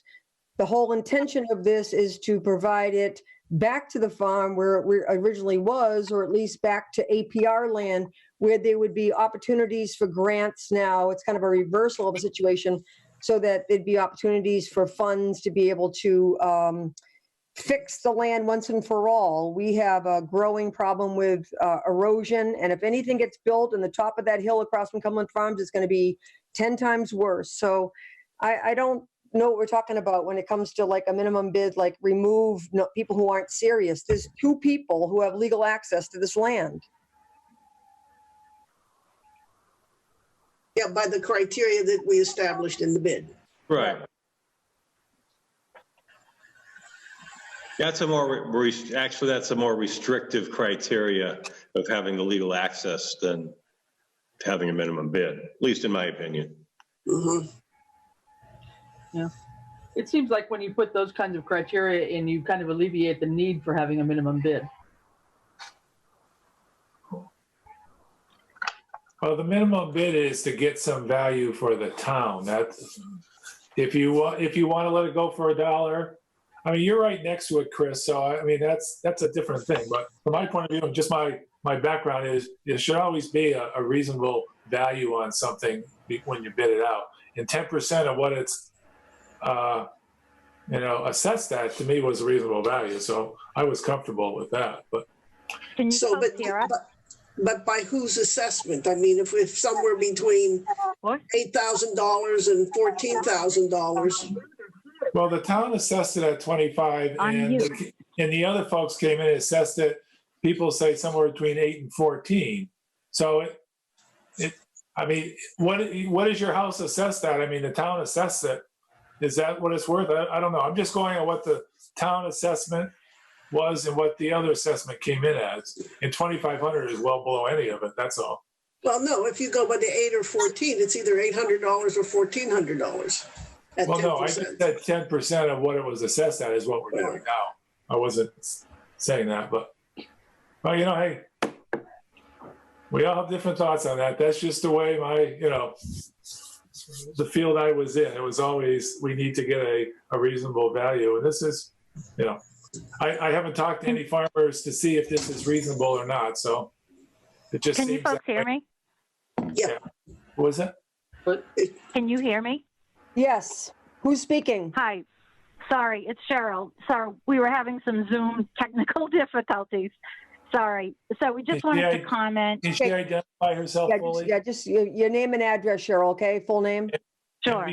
Before you do that, I'm sorry to interrupt, but we made a rule that if we can't see the person and verify the person by picture, we're not going to allow that person to talk. And last meeting, we didn't allow somebody to talk. So I just want to be careful. Cheryl, can you put your camera on? No, because I'm on my desktop and I brought my camera to work. So, Oh, sorry. okay. Sorry. Can I say something? I don't want to take credit for this idea either, but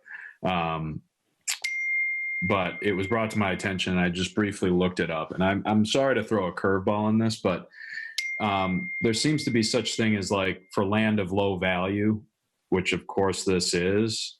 Could we pivot to like an abutters auction on this? Well, this is what it's pretty much going to be because we put the restrictions on it. No, but why couldn't we just do it in a abutters live auction and have it the minimum set to $0? Does that solve any of these problems that we're having or not? I mean, I don't get why this needs to be done under like sealed bid for such a low value. It doesn't even comply with that. It doesn't even hit a value amount to be needed to do that, John. I mean, John, you would know this, but like we're not hitting value targets here for this. No, this is a lot of time for not a lot of. There's no value in this. And I don't disagree with what we're trying to do, but you know that article I sent around you folks from the IG's office, that's what I've been living with for 20 years. And to me, that's why I'm trying to put this in line so nobody can come back to us. You know? But under legal law, like the treasurer could dispose of this. Sure. Yeah, you can do something like Legally. that. If that's in the best, needs of the town. I fall back on, we have a fiduciary responsibility as elected officials. Like I said, I don't care where this land goes. I just want to make sure nobody can come back on us. So I don't disagree with you for something of high value. It's just that this doesn't. Value doesn't Actually, matter. the treasurer can't dispose of this. What? The treasurer cannot dispose of this. Land of low value and a treasurer disposal is for foreclosures, properties that were taken by the town. This was not. Well, that's why I brought it up. I want to make sure that I'm fully informed here, but I mean, why couldn't we just have an abutters auction since we're... Well, I mean, to do that, you don't even have to have an abutters auction. You could say that we're confining this to any abutters that have legal access to the property and just mail them and let them bid on it. Yeah, but can you have it be done live? Like, why does it have to, like, I'm asking these questions because I don't know the answer, but why could it be done live so that... Well, let's just talk about some of the restrictions we've put in here. If you do a live auction and say whoever has the highest bid at the live auction has maybe back taxes, tax liens. But it would only be with abutters, so that would be pre-vetted. That's two people in this case. And they could live bid it out. It might even not even be one of them, might not But even. we could vet it in advance, knowing who potentially they would be. I mean, if you have an abutters auction, you only know who the two people are. So you just check to see with the treasurer if the taxes are paid. And then otherwise, one of them might not even be interested. And then it's an auction. I mean, does anybody else not like that idea, or is it not legal? Or, I mean, it sounds like we're complicating it more. No, not really. I actually think we're simplifying it. Yeah. Well, okay. We can disagree on that. That's fine. Yeah, I don't actually agree with that. I don't think that's the best way to go. I just don't know that there's parity between both parties. I also wanted to speak to you, talk, John, about a fiduciary responsibility as select board and the finances of the town. I also think there's an ethical and moral responsibility here that is worth mentioning.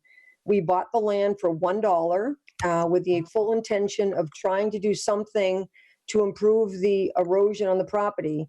In spite of thousands of dollars that went into it, it actually is worse than it was when the attempt was done.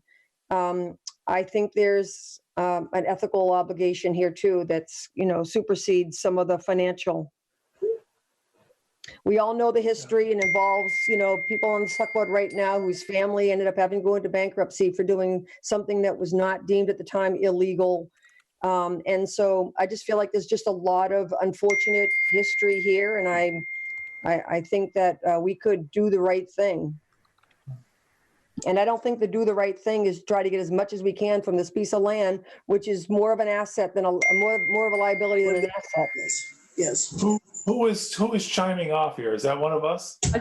This is Chris. I think I got kicked out somehow. I'm gonna leave and try to come back in. Yeah.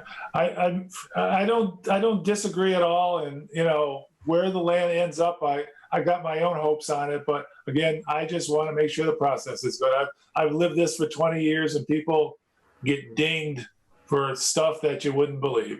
So if you want to put $0 on it, that's where the vote goes, and that's fine. I just have my opinion, and we all have ours, and 3 out of 5 votes sends it forward. That's all. I'm inclined to go with Rini with what she said in terms of justification, looking backward and looking ahead. Yeah.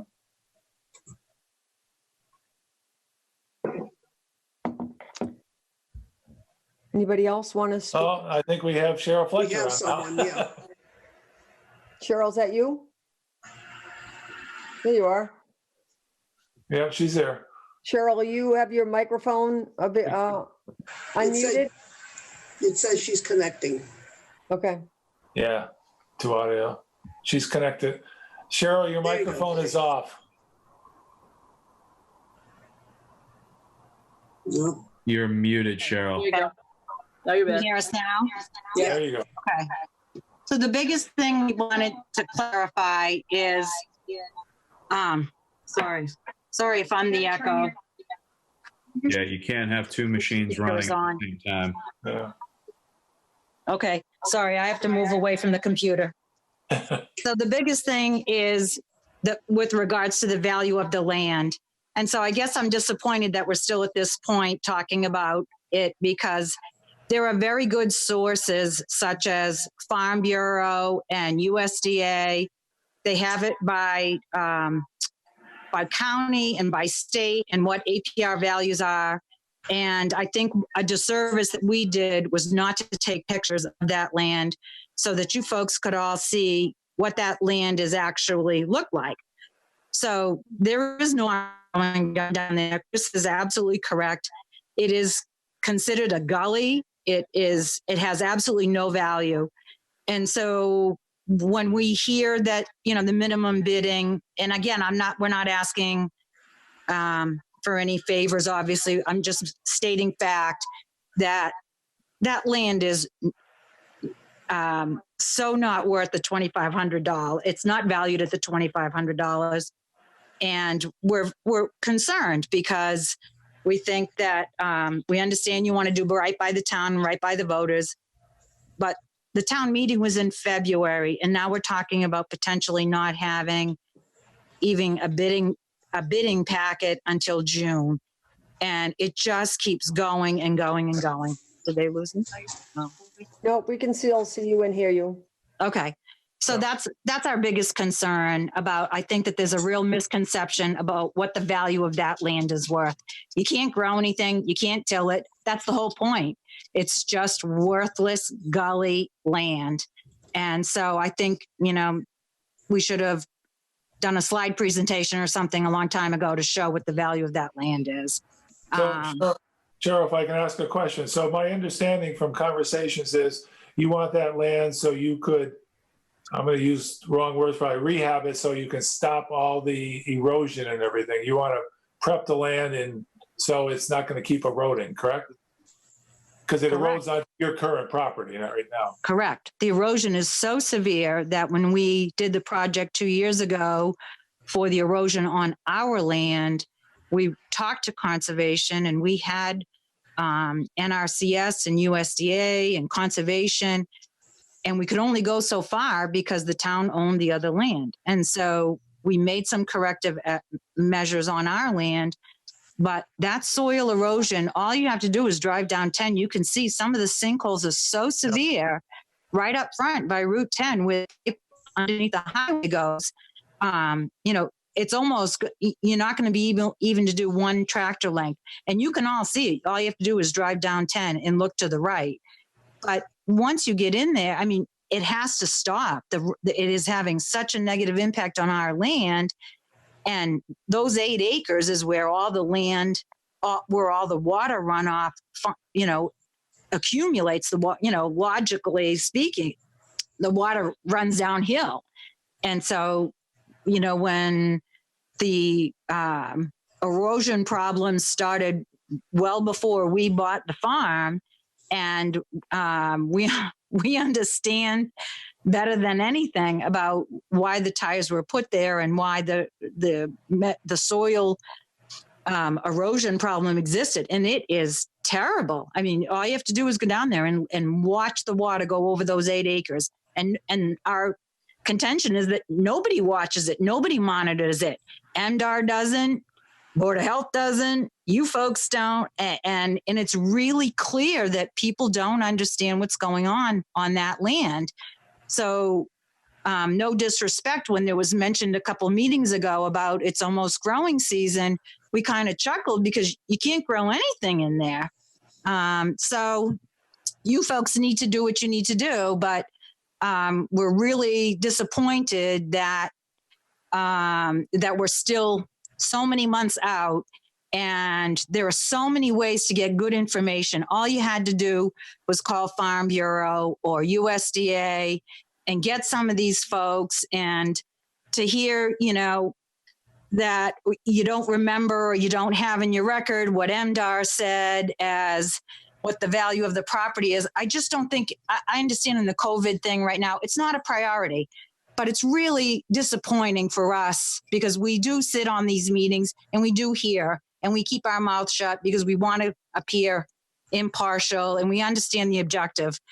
But I just don't think that anybody is really researching. And when Bob and I tried to put the meeting together last spring with MDR and bring all the parties together, Francine was there. We were really trying hard to not have this turn into what it's turned into.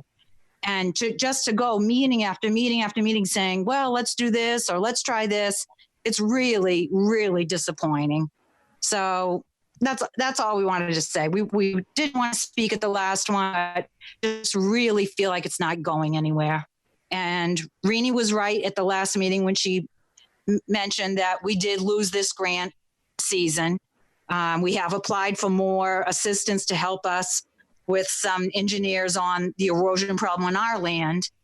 And she's right. We are very concerned what's going to happen on the top of the hill because water goes one way and something's got to get done there. So that's all. Thanks for listening. Carol, from my standpoint, the MDR amount, the town assessed amount, the reason why it, from my standpoint, it didn't mean much to me because I know that the value of the land isn't what it's assessed at or what MDR says. So the specific amount there was immaterial to me. Well, thanks. So just out of curiosity, how did MDR come up with a value like that? Then, did they actually come out and see it, or did they just look on the paper and say it's 8 acres? No, they were here. They have been here numerous times. They were here 2 years ago when we were working on the soil erosion problem on our end. They were here last February when we had the meeting at Town Hall. They know the land well, and they know the poor condition it's in. And so they have to put some, short of saying that it's zero value, I know that they disagreed with what it was assessed at. And I think the discussion was, realistically, we had heard $200 an acre, and whether that's what they gave you or not, I don't know. But there is a way, they gave you folks a number. So there's got to be somewhere, in some sort of documentation, what the estimate, what MDR gave you as the value of the land. And if you don't have it or you don't remember, We'll call them. Call them or send Ashley an email and ask them. Well, that's reasonable. Well, the other thing is, like I said, the town of Southampton bought the land for $1. So for me, I don't think to me, it doesn't matter. Frankly, it doesn't matter. And I think that's why the Board of Health was arguing that the land is in worse shape than it was in before. And, we can take a tour down there if you want, bring your boots, that it's worse land, it has no value. So, and our argument has always been that MDR and the town had responsibility of this, and no one's doing anything. And that's why for the last couple of years, we've really been squawking about this, because I don't want the kids to end up having to correct this problem. And all you have to do is drive down 10 and you can see the washouts and the sinkholes. It's really bad.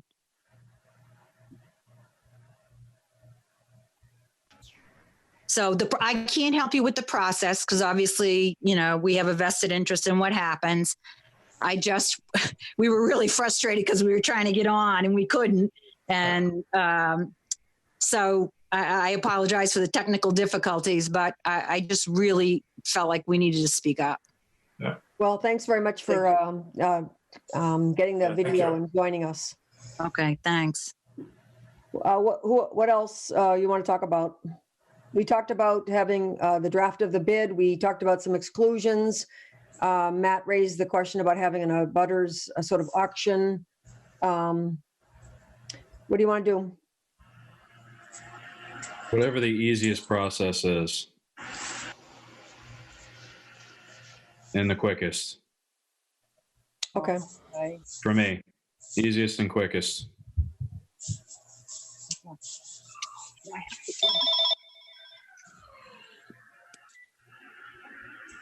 Okay, so what I'd like to do is take the existing bid. Anybody who has any edits or any, there's just a couple things, like one place it said Board of Selectmen. There was a couple of typos.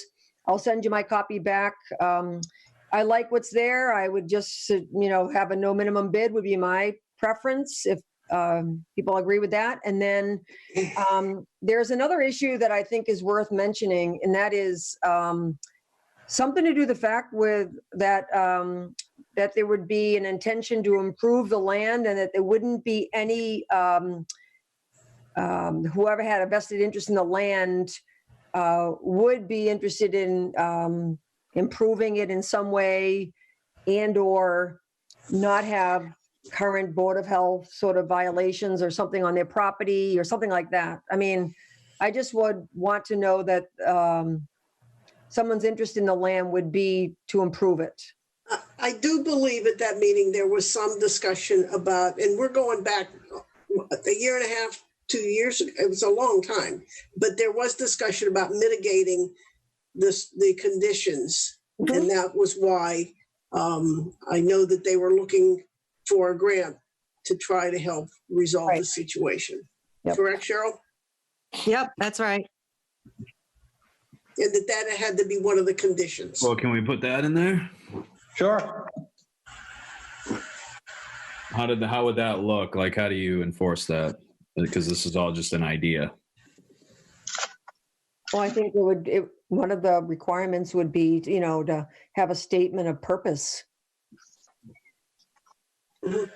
Well, for sure, however you put the attached documents too, you don't forget those easements, because those easements are permanent to the land. So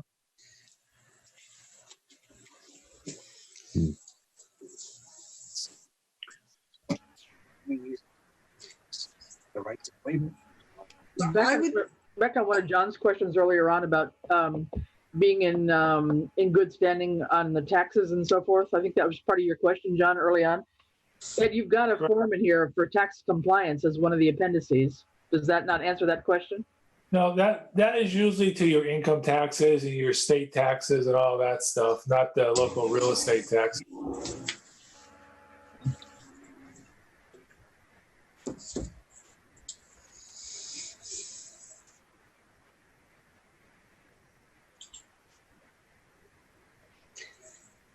Well, what do you think?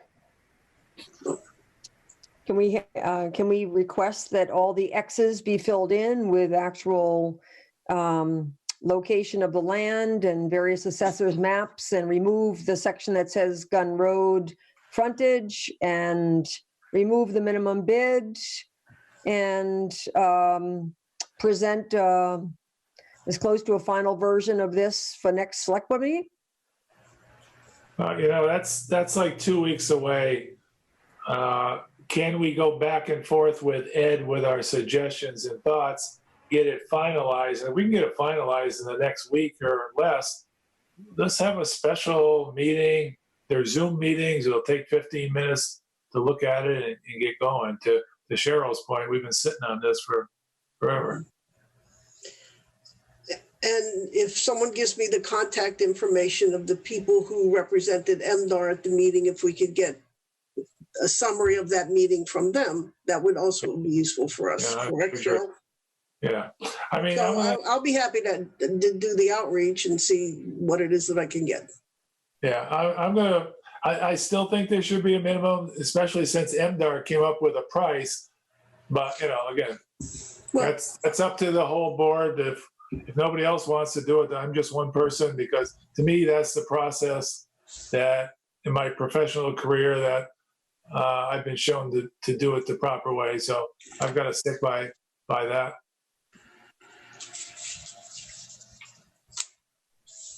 is that a way to go? Are people comfortable with adding something about statement of purpose in terms of the land? Would that be part of the bid?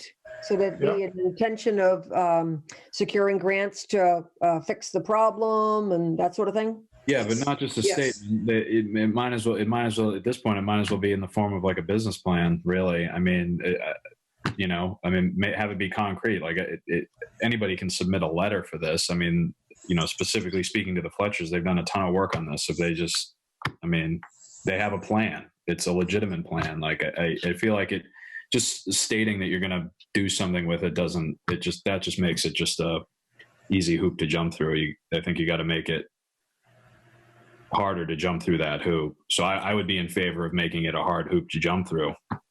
What do you mean? Have a business plan submitted with somebody? Yeah, you've already looked at this. Like, I think the Fletchers already have their, with regard to the Fletchers, I think they've already looked into the grants. They already have all the grants listed out. They already have a plan ready to file for all of this. Like I can't imagine that anybody else has that. So if you have to have some type of a detail, like I'm calling it a business plan because that's my world that I live in, but whatever the term would be for this, like a very specific outlined agenda, not saying that you have to follow it line by line, but at least that it's a well thought out plan, not just a couple quick sentences saying I intend to improve the land and fix the drainage issues. I would almost say, Matt, because I don't want to put anybody through any more hoops. A business plan is fine, but unless part of the sale of the property hinges on somebody going through with a business plan, and if they don't, you pull the land back, there's no real teeth. So I make somebody go through that hoop. Yeah. No, I'm just trying to, It's not contingent upon somebody keeping the land. So I don't want to make somebody do more work than necessary. Okay, do we need a motion to move this forward? I move that we advance the bidding sale process and try to expedite it. And that, as John suggested, recommendations made directly to Ed to formulate that document, which incorporates everything that was said here tonight, if people submit it. Okay, but I think there's a little bit of a variance in what people said here tonight. So I think what we agreed on is the language of the draft for the most part, with the removal of the statement relative to Gun Road. That Right. we add the piece that says about the tax, that up to date on taxes. And obviously we fill in the assessor's information in terms of the location and details of the land. and that, You removed the minimum bid, right? um, Was that part of it?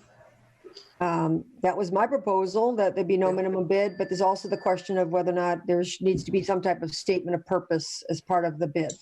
I don't know if there's anything else, but those are the issues I think we talked about. Well, Do you want to make a motion that addresses those issues, Francine? yes, I was going by people were going to individually submit, but yes, that kind of summarizes everything that was said. So your motion supports no minimum bid and a statement of purpose. The statement of purpose, yes. Okay. All right. Does anybody want to second that? Is there anything else you want to add to that?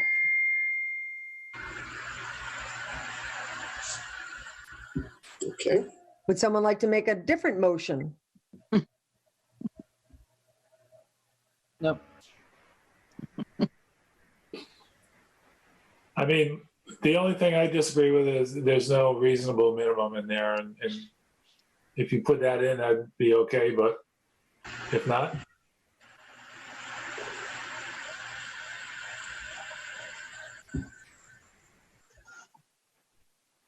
I'd go back to the thought that we put in enough of the other kinds of conditions that make it somewhat of a high hurdle for anyone else to try and bid on this, that this would alleviate the need for a minimum bid. Chris, I gotta say, when you say stuff like put high hurdles in there, to me, that is, it borders on questionable on whether we could say stuff like that from a, ethical point of view. So I don't want us to get in problem with wording on this. But this is all on tape, so we gotta be careful. Understood.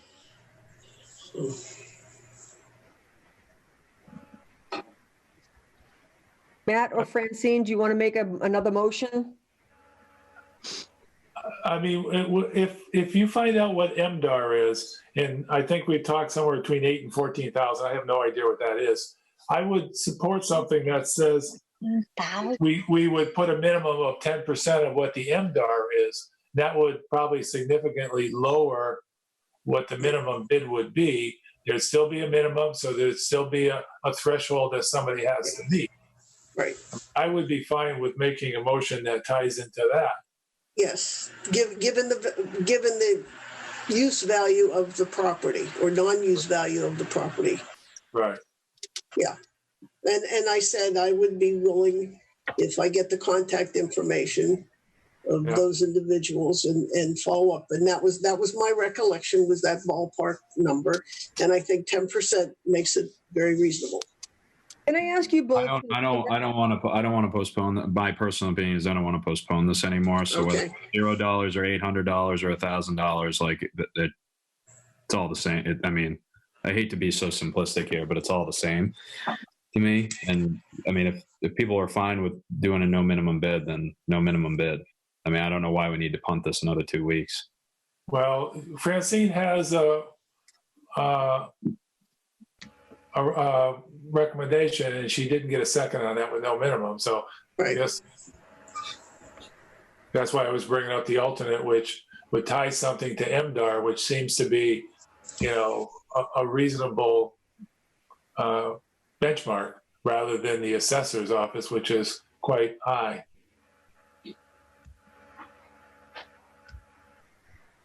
So does the motion include a no minimum? Does the motion that Francine did include no minimum, or is there a minimum? I said no minimum. All right, then I'll I second. said remove that. I'll second that with the edits that Rainey clearly outlined and bulleted. Does anybody else want clarification on those points, or are we all good with them? I'm good. Is there any additional questions? Can we just go over the timeline just quickly again? You're going to put it out there. We're going to have how many days to respond when we make a decision? Does any of that change from the document you sent out, Ed? I think Ed originally said 3 weeks. I would recommend 3 weeks. Okay. And that would just fall onto when the closest select board meeting is. Okay. The only other point I want to make is that I just don't understand entirely. Again, I keep coming back to the fact that this town bought this land for $1. And under ordinary circumstances, I think it would be our obligation to be able to, on behalf of the voters of the town, to actually get as much as we can for the land, frankly.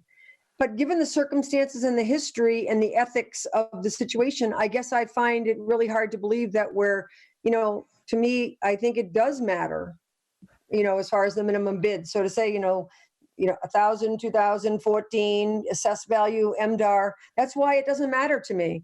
To me, it just seems like we bought the land for $1 with the intention of fixing the problem. We didn't fix the problem. We made it worse.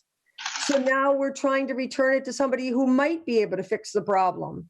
So I'm just really confused as to what the objection is, frankly. So I know we have a motion and a second on the table. I just wanted to make that comment.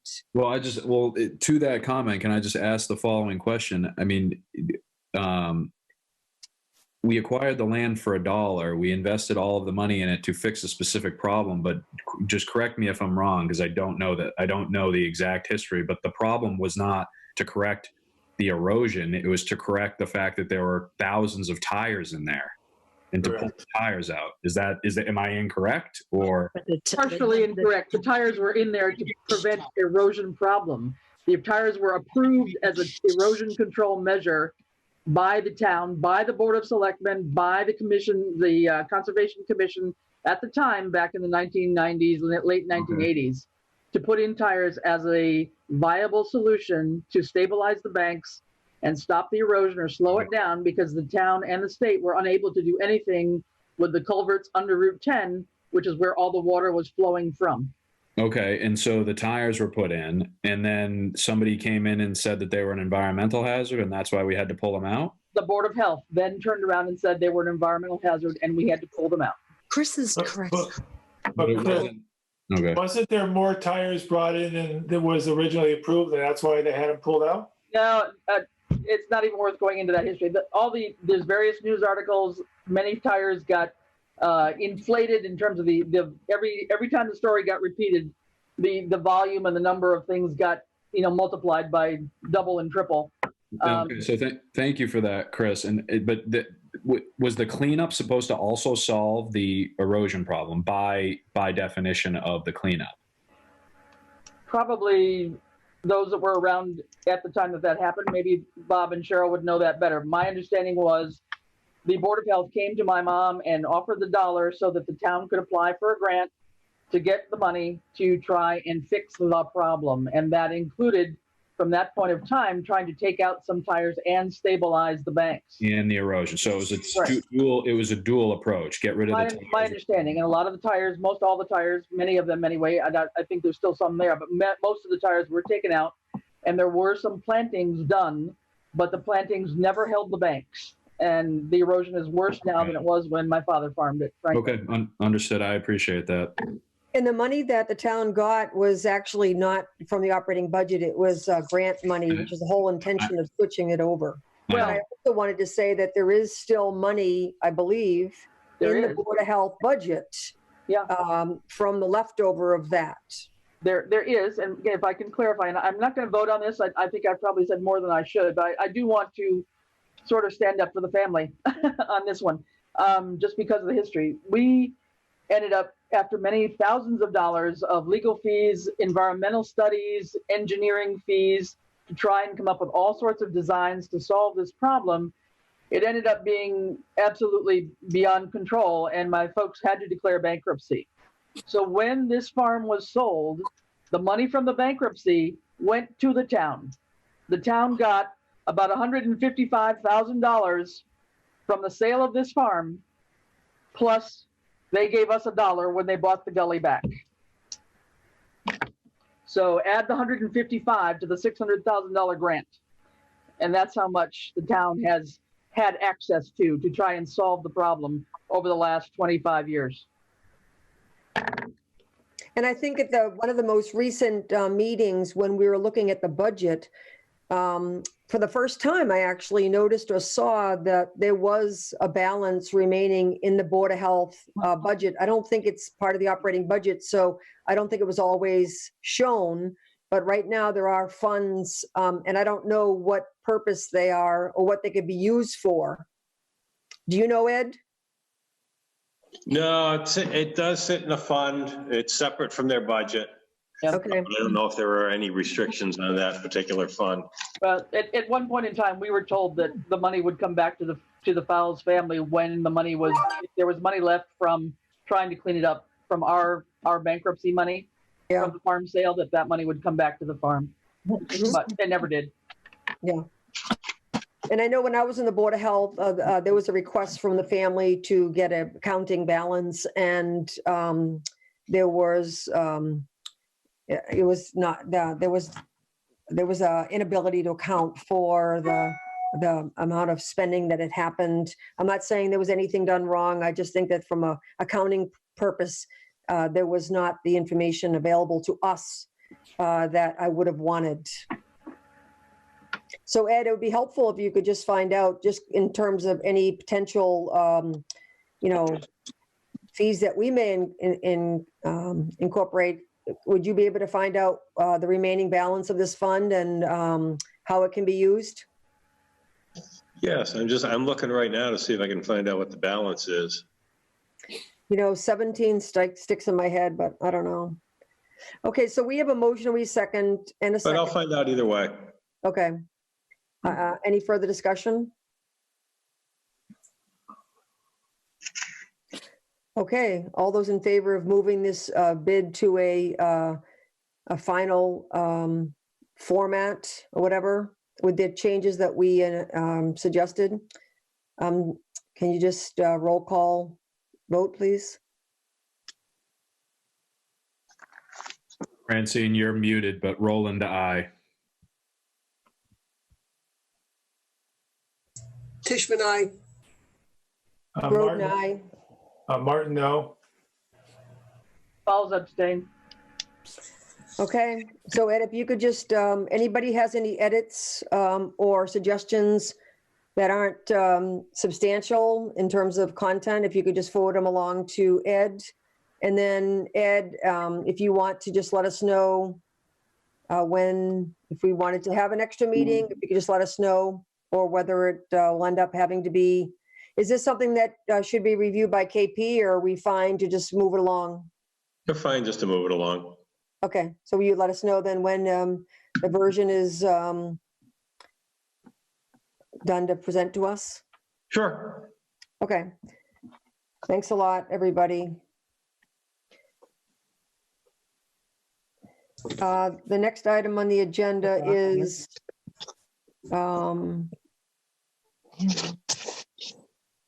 the open space and recreation plan update. Yes, and I spoke to Ken Comia from PVPC, and he's going to give me some dates of availability.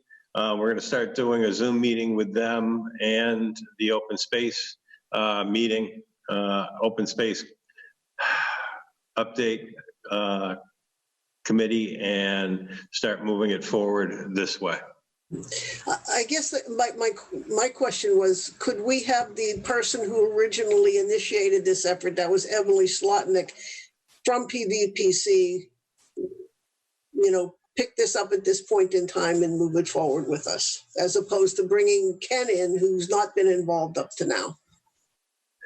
She's off on other assignments, so I would guess that that'll delay us even further. Should we ask? We can ask. Okay. You remind me, we had the MVP grant that was actually, Fuss and O'Neill had actually written that, and we worked in a certain funding amount. Was it 7,000? Yes, we worked in $7,000 of that to complete the open space and recreation plan update. Okay, so the next step is to have a meeting of just the open space, or to have a combined meeting with open space review committee? The open space and recreation plan update committee. Okay, so, and that would be with Ken. Yes, we talked via about, Zoom. okay, well, we talked about it last time when PVPC was, had some money with the master plan committee. The money that is there disappears very quickly. And it doesn't take too many meetings involving PVPC before the money is gone. So can I just ask Francine and Chris and anybody else who's been involved in this? I believe that we're members of the committee that were working on certain sections of the open space plan. Do you think that bringing in Ken or Emily at this particular point is the right thing to do, just in terms of the amount of money available? I mean, $7,000 is not very much. I forget how much we got from the grant that was written through planning. It wasn't very much, and the money disappeared almost instantly. Mhm. I don't disagree with you that we can't do, some of the background work for this. But we're talking about, the leadership portion of it, if we could get it using those people with that background to help drive this thing. Okay. Yeah, I haven't been involved in the open space update Okay. plan part. Okay. I just don't want Ken to, I just don't want to spend an entire meeting getting Ken caught up on what's been done so far and costing us $2,000 out of $7,000. And that's why I was asking, could we have the original person back? Then we could just keep moving forward instead of, as you're saying, using very limited funds to bring him up to speed. Nothing against Ken, it's just he wasn't there.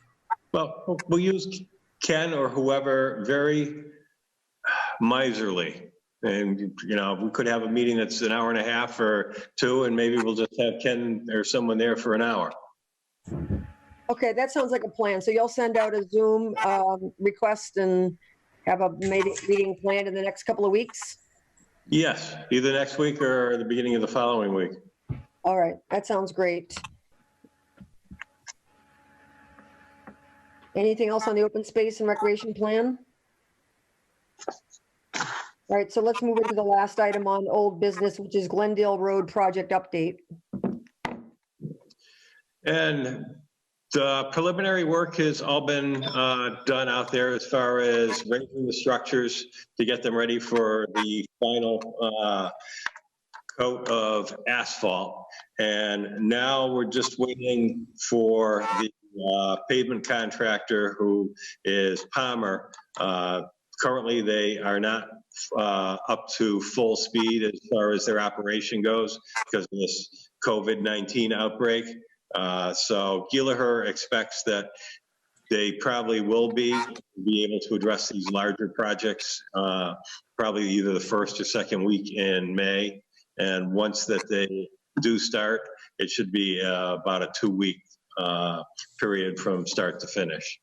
But everything that is left out there now basically requires some type of asphalt or pavement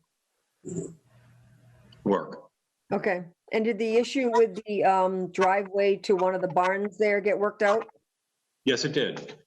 Okay, Yeah, that would be addressed when the paver comes in. okay. Any questions about Glendale Road?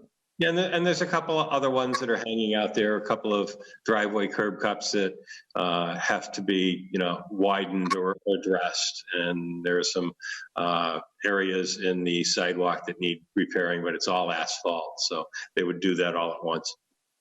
Okay. And there aren't any concerns about the temporary easements and dates and things with it being prolonged?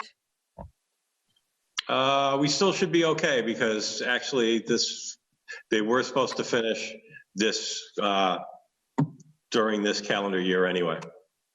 Okay. Anybody have any questions about Glendale?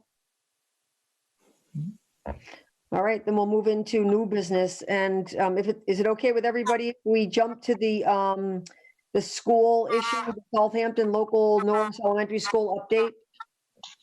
We have some people on the line that have been very patient. Is it okay if we jump to there? Yeah. Sure. Fine. Okay, so everybody got the email from John relative to the last very important vote of the local school committee and in relative to the percentages for the vote with the union. Who would like to start the discussion? Would you like to, John? Talking John Lumbrook, correct? Yes. Or anybody that's matter, whoever's, we got a number of people that have best, that Well, speak to that. Right. I'll weigh in here. I'm just unclear as to what you're asking for. I just got a notice last night about this meeting. So what is it you're looking for, Maureen? So Bobby, you have video capability? I do. Okay, because our current policy, although we violated it tonight already with Aaron, is Oh, sorry. I can. My video's on now. I apologize. I turned it off for better No, that's reception. okay. It occurred to me after John had made that comment. So Yep. Our agreement is that in order to verify people, we have to have video in order to have them be part of the meeting. So no, it's not. The agenda item is to discuss the most recent vote that was taken by the Southampton School Committee relative to the union. And so I just wanted to see who would like to begin the discussion.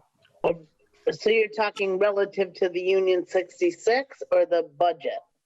Union 66 vote and any, Okay. the agenda item is Southampton local Norris Elementary School update. So I would entertain an update on budget as well as the union, but I wanted to start with the discussion about the vote. If just a report of the vote and how that came about and what the implications are now and so forth. So John, would you like to speak or would Matt? Sure, I can touch on that, and then if you want to also go into the budget issues. But the John Lumber, 95 Glendale Road, School Committee Chair for Norris. Last committee meeting, the committee took a vote after several months of discussion to separate itself from Union 66, which was a union superintendency union comprised of Williamsburg, Westhampton, and Southampton. That union represented Southampton in the oversight of central office of the regional, had 33% of the vote. So Southampton broke out to be 11% of the vote, weighted. It's also made up of Hampshire Regional, at which Southampton has a percentage of that vote based on its population, and then Chesterfield Goshen, each one of them having 33%. The Southampton School Committee opted to exit itself from that after getting a legal opinion from its own counsel that we could and still have a shared agreement or an MOU, as the select board would probably be more familiar with, to cover the costs of the central office. And by doing so right now, barring any action by Williamsburg or Westhampton to separate themselves, Southampton now has 25, its vote on the hiring of the superintendent, the business manager, and or the director of special education, which are school committee positions, has 25% of that weighted vote versus 11%. When you look at the totality of it based on last October, Southampton makes up 53.5% of the total student population of the entire system. It's a first step for the Southampton School Committee, for Norris's School Committee. We will be discussing it further tomorrow night in our public meeting on what the next steps may or may not be for us to do. I wrote the communication, I sent it out to the select board. I also sent it to all the surrounding chairs of the school committees impacted by it to let them know. I can take any questions or you might have. If you guys saw the memo's, John, thanks for the memo and the summary. The memo is really well written. So if you don't understand the numbers on this and the percentages and why it all shakes out like that, just take a look at the memo that he sent out to all of us like last week. it makes it easy to understand. That's otherwise something pretty complicated to understand if you're just speaking about it. I appreciate, John, your prompt notification to everybody right after the vote, so that it wasn't sort of distorted or coming in sideways. So I just want to say how much I appreciate that. Can I ask, has this agreement been in force, the percentages and such, since the beginning of the district? Like, has it been for as long as, the Hampshire Regional District has been formed? My gut says yes. What part of the issue is nobody can find any written document that pertains to Union 66, other than the fact that we are listed on the DESI website as a sanctioned Union 66. So I believe Union 66 was together on or about the same time as the region was incorporated in 1966.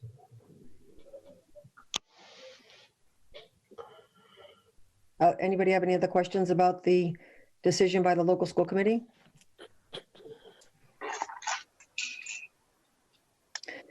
I have a couple of questions. Have you heard anything from Williamsburg or Westhampton? And does this affect teacher contracts or anything else relative to what are the implications, immediate implications? So on your first part, no, the Southampton School Committee has not received any official or unofficial communications from either Williamsburg or Westhampton. We did receive a response from the chair of Hampshire Regional School Committee. That was shared with everybody. That was neutral, just offered feedback on it. As far as potential impact, Southampton would still be, any contracts that were signed prior to the vote would still be enforced based on the split ratios and cost sharing that were in place prior to the vote. Going forward, on new contracts, I believe, at least on the legal opinion that we have, the Southampton School Committee has, would now be governed by 4 parties versus 3 parties. And Southampton would represent itself at the table.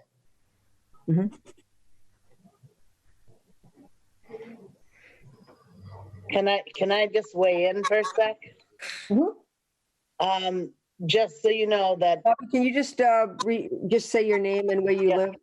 Yeah, Bobby Jones, Business Administrator, Hampshire Regional School District, Westhampton, Mass. So I just want to say that I know that a part of this whole issue is my contract. And that remains to be seen. My contract ends June 30th. And I'm not really clear as to what is going on with that.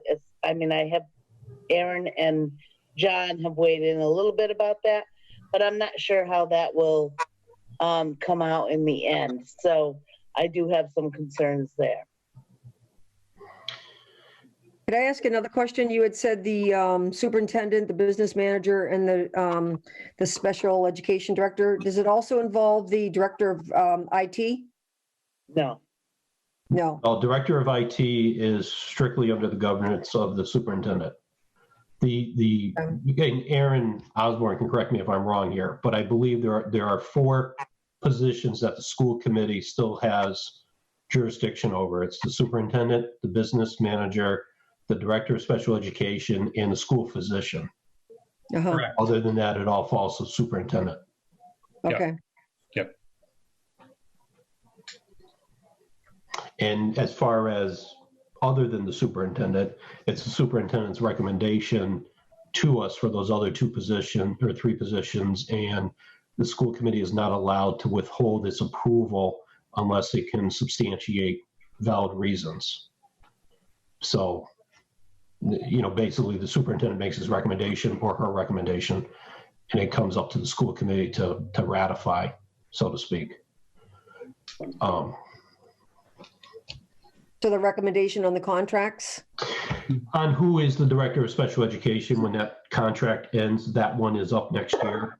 And as Bobby said, hers is up right now.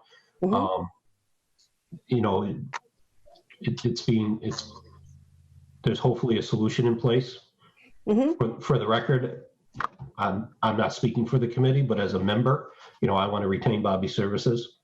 So I don't want this bump in the road to be an issue, but I think the timing of the storm here, so to speak, is that Southampton needed to take the first step to separate itself out, to put itself on more firmer ground for the purposes of representing the community as a whole. Mhm. And when this vote was taken and instead of being a third of the district of 3 with only 11%, we automatically created a new entity. Does that automatically revert everybody else to 25%? It creates 4 groups. The 4 groups go to 25. But one group is made up of Westhampton and Williamsburg, which are now 12.5.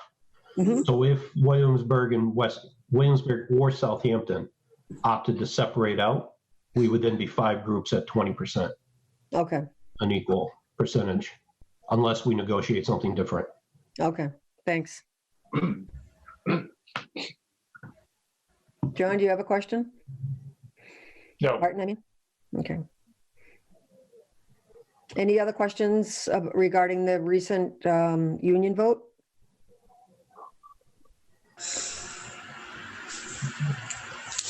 And just Maureen, if I would just add that the other thing and why Bobby and Aaron are on tonight and Eliza Pluta is that I know you received the budget from the school. So I don't know since they're on, if it makes sense to let them give you a rundown of the highlights, if you have a few minutes or. I'd love to hear it. How do anybody else feel? Yeah, I would appreciate that we received it, and I'd like to hear from them. Yeah, that'd be great. So, I mean, I don't know if Bobby wants to start or if you want me to start. Well, so Happy to. What would people like to do? Bobby, would you like to take the lead or do you want me to? well, I would just give an overview as I know Okay. it. Go ahead. And so the budget really just contains, as we said, a 2% overall between the regular budget and the transportation budget.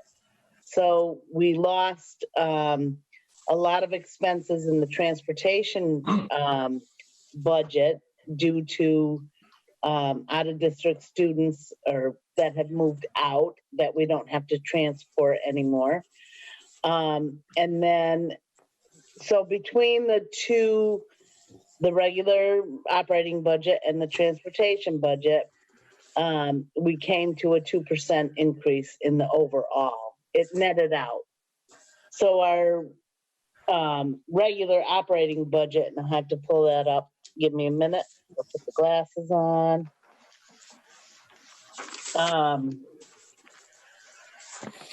Came to a 3.32% increase, but then there was a decrease in the transportation budget, which netted out to a 2% increase.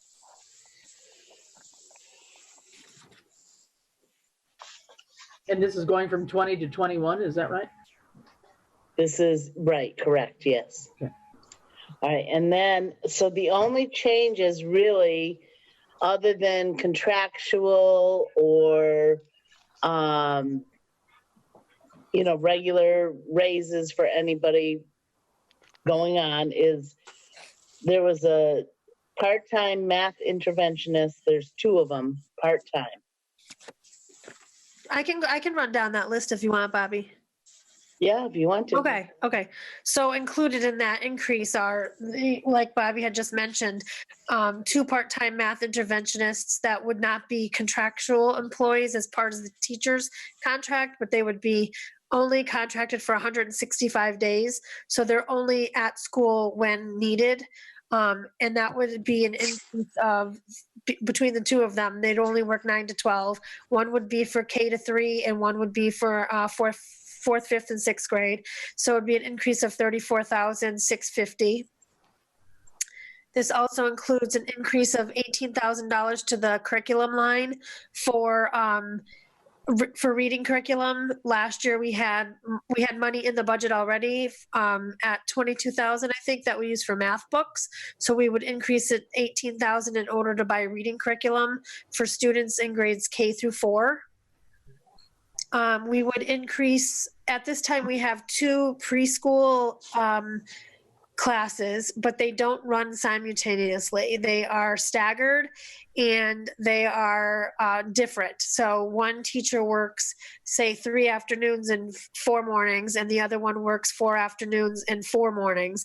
We're going to make them both work 4 mornings, 4 afternoons to have classes at the same time, and each half day. So each teacher would have 2 half-day classes a day for 4 days, and then Friday mornings they would have their prep time and their planning time and their meeting time.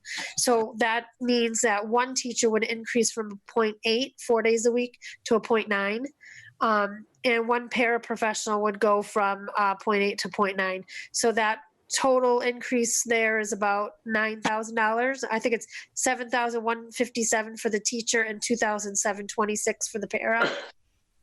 And then increasing one of the custodial positions to full-time. It's a half-time position now, which would give us 3.5 custodians instead of 3 full-time custodians. And that would be an increase of $17,000. And then adding a part-time behavioral interventionist in the lower grades, especially preschool, kindergarten. We're seeing kiddos come in preschool with many different needs from early intervention that we just are not able to handle with the faculty that we have now. So this would just be a part-time position, and that would be $30,698. And that's everything. To make the school whole, to have what we need. I mean, now that we're out of school now and teaching remotely, I can imagine that, we're trying the best that we can to keep kids not to have kids not regress at this time. But with our math scores anyway, the last few years, and we just got a new math program, I was already looking to get math interventionists, and I can just see that it's going to be, really, a real good reason to have those math interventionists starting in September in order to move to a tiered instructional system for students. So as you can imagine, when they come back in the fall, we're going to have to assess them some way, a formative assessment, not like a major state test, but some sort of assessments to see where they are, and then try to target those students and get them back up to speed. So those part-time math interventionists, and we already have 2 reading teachers on staff, so they are going to be utilized in that way as well, to try to hit all kids at where they are and move them forward. Do you have any questions? I just have one. This is Chris. I missed the part you said about the custodial going from 3 to 3.5 and why that's necessary. And especially now with the school being closed down, are you having some savings there that can be applied to some of your other budget items, or? Bobby, I don't know if you could speak to this. I think at first we thought maybe we would have some savings because the school was shut down. But then when you think about the contracts and paying everybody who's out of work right now, and not taking in, I don't know if we talked about this at the very beginning before Bobby was here, not getting the cafeteria right now to pay. So the cafeteria monitors are being paid, but we're not selling any lunches. Right. So there's a deficit there. And also, what was the other thing, Bobby? I don't remember where else there's a deficit. That's pre-K. So right, we have a pre-K revolving account that pays some of our teachers. Right. All of those teachers are on contract. This is one of those things you don't expect, but we can't realistically take payment from families whose kids aren't able to actually come and attend. So, it's one of those items we're taking a loss. So we're really hoping that our losses and our savings end up equaling out at best. That's where we're sitting right now. To answer your question, Chris, about the custodians, back in 2014, when I was first hired, when the budget was passed before I got hired, but the budget that I inherited when I got there, it was a cut of a custodial position. So I'm just trying to get half back. I see. And with the way the seasons go and the flu and everything, and only having 3 right now. It's not enough to cover the building with this, someone is vomiting down in the kindergarten wing and then you need someone in the cafeteria because it's lunchtime. And, it just feels like we're not covering all the bases and keeping the building as clean as we can. We are also going to have to increase our cleaning after Well, this. I was going to say that whenever you do get back to reality, I mean, the amount of disinfecting and cleaning that you'll have to do, I'm sure is going to really, really increase. Right. Yeah. Right. Right. Okay, that's fine. Thank you very much. What other questions does anyone have? I wanted to ask a question that I had asked, but since the 3 of you are here, I'm happy to, I'm wondering if, I guess my big worry is the kids that have 504s or special ed. And I'm just wondering, I was told, I think Matt had said that, knowing how well you're doing the best you can with remote learning and putting packets together and deliveries to kids, that it's, it's being addressed. But I'm just, my worry is with the kids that are, used to having a structure in school and special ed. And I'm just wondering how that's going. Right. So the guidance from the Department of Ed and especially the special ed department has been by May 5th, every parent has to receive a remote learning plan for special ed students. So we went over every single IEP and the teachers created a learning plan for every student on an IEP based on their goals on the IEP, just so it shows the parent what I'm working on right now while you're remotely with your child and what I'm offering you right now while we're out of school. We can't give everybody 100% of the services that they were receiving in school outside of school. So we're doing our due diligence to do at least 50% of that. We know that it's not going to be perfect, but at least parents will have a concrete plan from the teacher of what they are willing to do while the students are out of school to try to keep them from falling behind. Yeah. I just have Does Bobby have a question? I was just going to weigh in and say that that's one of the issues for FY21 that we're concerned about is the compensatory services that these kiddos might need with the lack of circuit breaker monies that, we might have potentially gotten. We'll get them for out of district students, but in district students, it will be reduced. So there's costs associated with that. And I think we're all trying to figure out what those summer school services will look like. But it remains to be seen. And we're all flying by the seat of our pants, so to speak. I hate to say that. But. Right. It's like a moving target right now. Are we going to be open for summer school or not open for summer school? Are we going to be working remotely? The other thing I wanted to say is, the teachers have learned so much over the last 6 weeks has it been, and willing to do whatever it takes in order to teach the kiddos, but at the same time afraid of the privacy policies on Zoom and things like that. So at first they were a little concerned about teaching one-on-one with a student who might have an IEP, and whether it was okay to even have 2 students on IEPs in a small group on Zoom because of privacy issues where one parent now knows that other kiddo must be special ed if my kiddo is special ed in this group.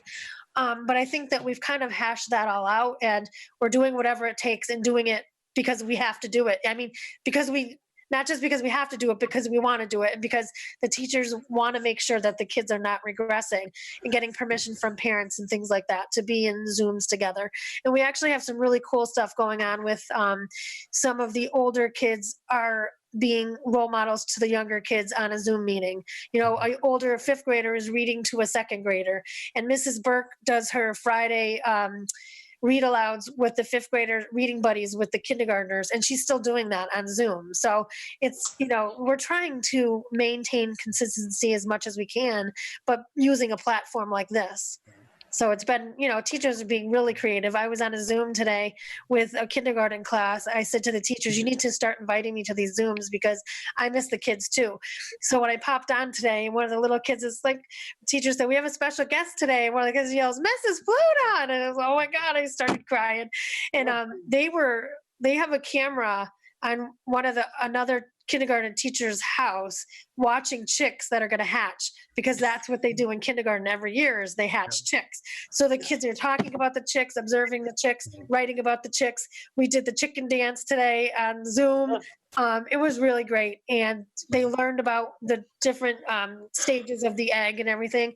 So, you know, I was sitting there on the Zoom trying to pay attention, but at the same time, my mind kept wandering and saying to myself, you know, this isn't perfect, but wow, these kids are getting a lot. It's great, you know, and how, you know, my superintendent had me on a Zoom for the first time. I've never done a Zoom before. And then I expected my teachers to be on a Zoom with me in order to have a meeting. And then the teachers in turn turned that around and they're Zooming with the kids. And we've all learned so much over the last 6 weeks. And the teacher was sharing her screen and popping up a video and reading aloud. And just, you know, it was like right in the middle of the classroom as usual. It was really great. So. Right. I wanted to just ask a question about when school is operating normally. You had instituted a new program, the language-based learning classroom. Yep. How was that going before this disruption? Great. It was going so good. We have a phenomenal teacher that we hired, and she's just doing a really good job. And there have been a couple, you know, contentious meetings where we thought student parents were going to want the child to go out to a out of district placement. You know, this is the whole reason why we set this up. And he was just able to put in some really good curriculum strategies that we weren't able to do before. And it prevented those children from going out, and parents are super happy. Okay, that was the intention, and hopefully we can so start far, to get so some kids choicing in. Good. Yeah. Good to hear. Good. Aaron, did you want to say something? No, that's okay. I think Eliza got it. All right, any other questions about anything relative to the local or regional budget or programs? I would say it's just good to see the teachers pitching in, going on the parades and celebrating and all that, going that extra effort. So I think it really makes the kids happy. So thank everybody from the board. Yep. Well, thank you. And we're doing another video, so stay tuned. Do you have something you want to say, Bobby? I just wanted to give kudos to Eliza and all the teachers and paras. They are doing such an awesome job. I don't know how they're doing it, to be honest with you. They're doing great. Thank you. Good. Yeah, thank you all very much for coming too. I really appreciate it. Yeah. Yep. Thank you. Thank you for having us. Thank you. Anytime. Thanks. Thank you. Okay, I guess we can move on then to the COVID update. Oh.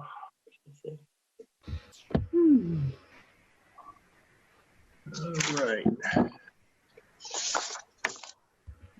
And as you know, earlier today, the governor's office announced that they're going to extend the stay-at-home and non-essential business closures through May 18th. There are no guarantees that everything will magically open up on the 19th. Number one, they have put together a advisory group of 17 members. 11 of those members are industry members and industry leaders.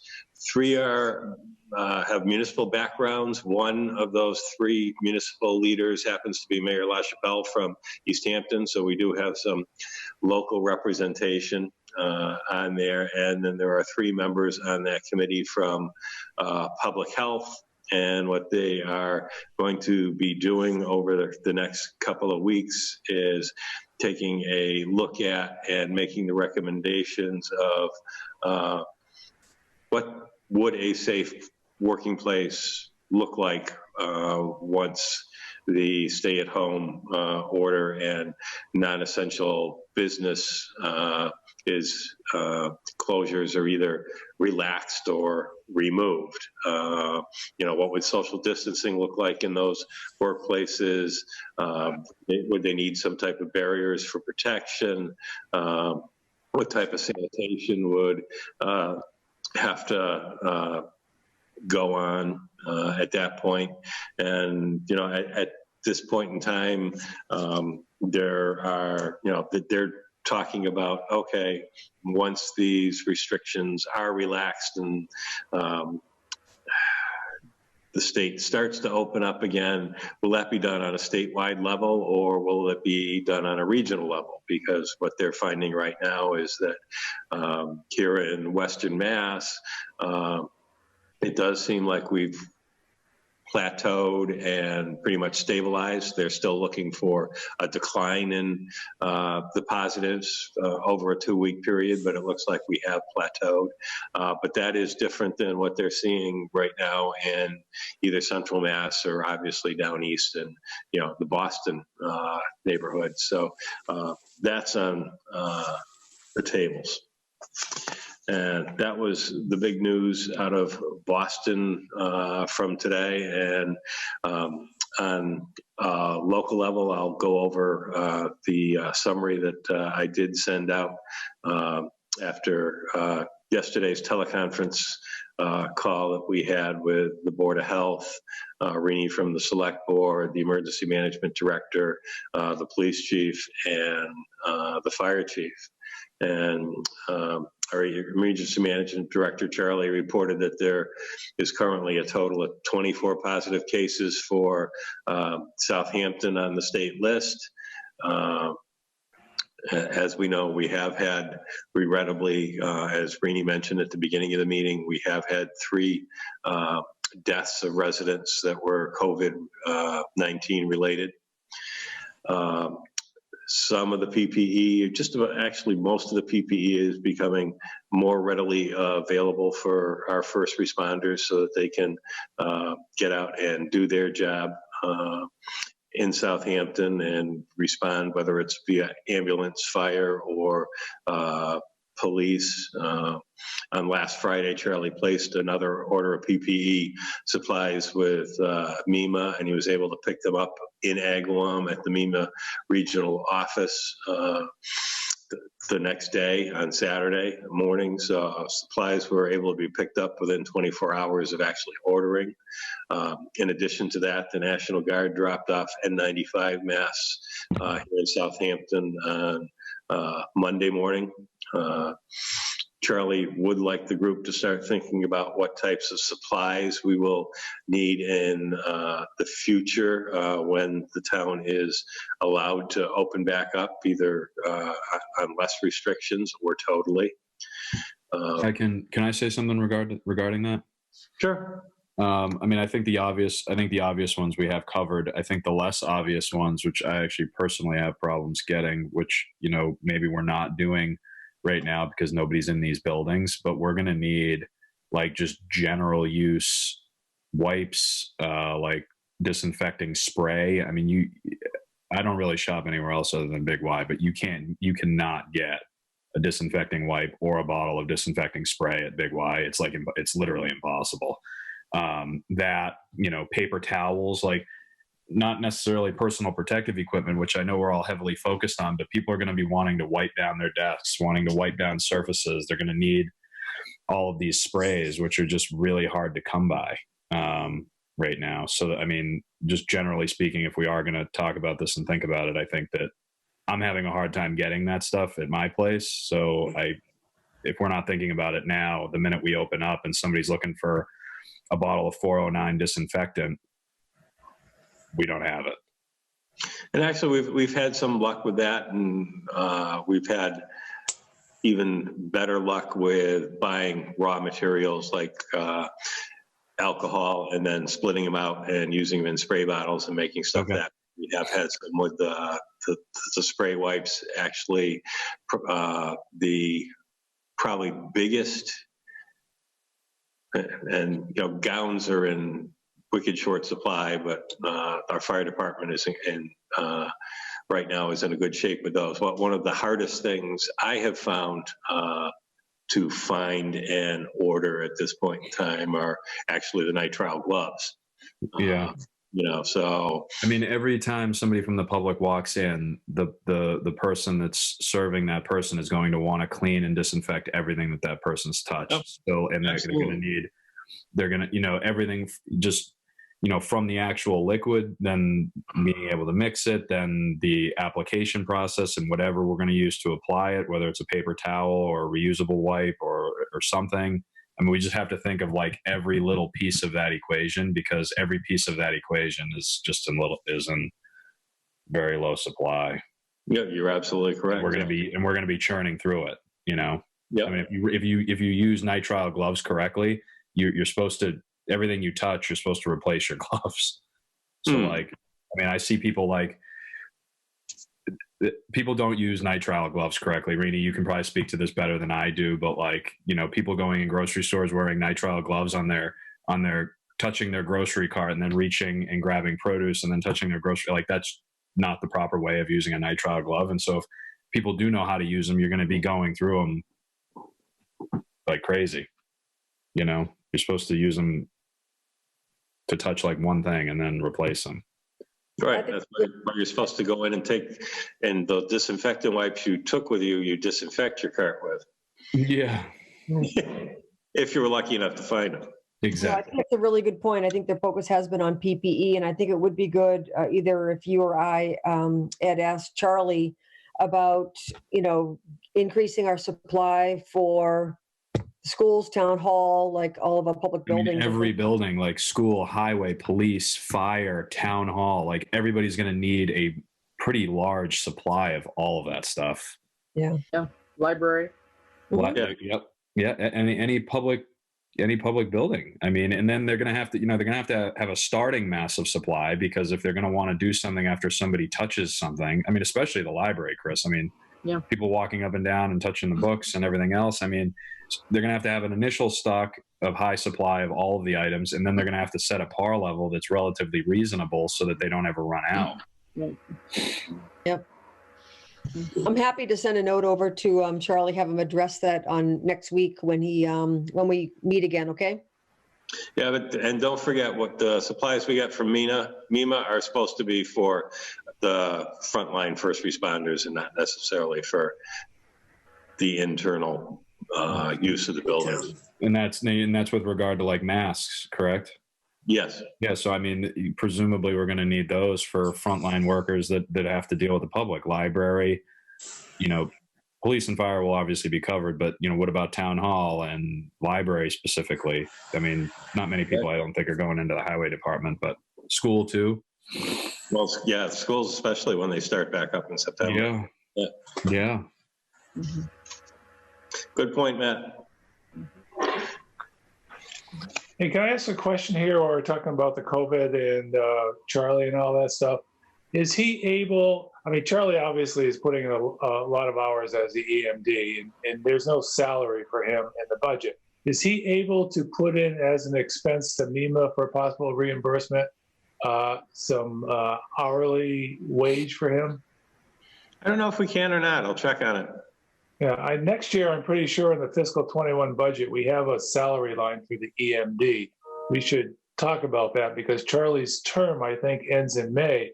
And whoever takes over that position, if this virus is going into the fall and we have a reoccurrence, we need somebody in there that's going to be right on top of this. And I think we've been fortunate so far with Charlie, but we don't want to take a chance that we have nobody in that position come fall. I don't think that the position is an hourly. I think that it's currently not paid. And as far as wages, I think it was appealed by Charlie for it to be a stipend position. Right. And I don't have an issue with a stipend position, but I think we need to plan ahead for the budget for 21. And I didn't know if we could get any reimbursables through the MEMA grant coming up. Yeah, I don't know if we can get any reimbursables for like volunteer like that, but I'll find out. I don't think we need an hourly. You're right. Yeah.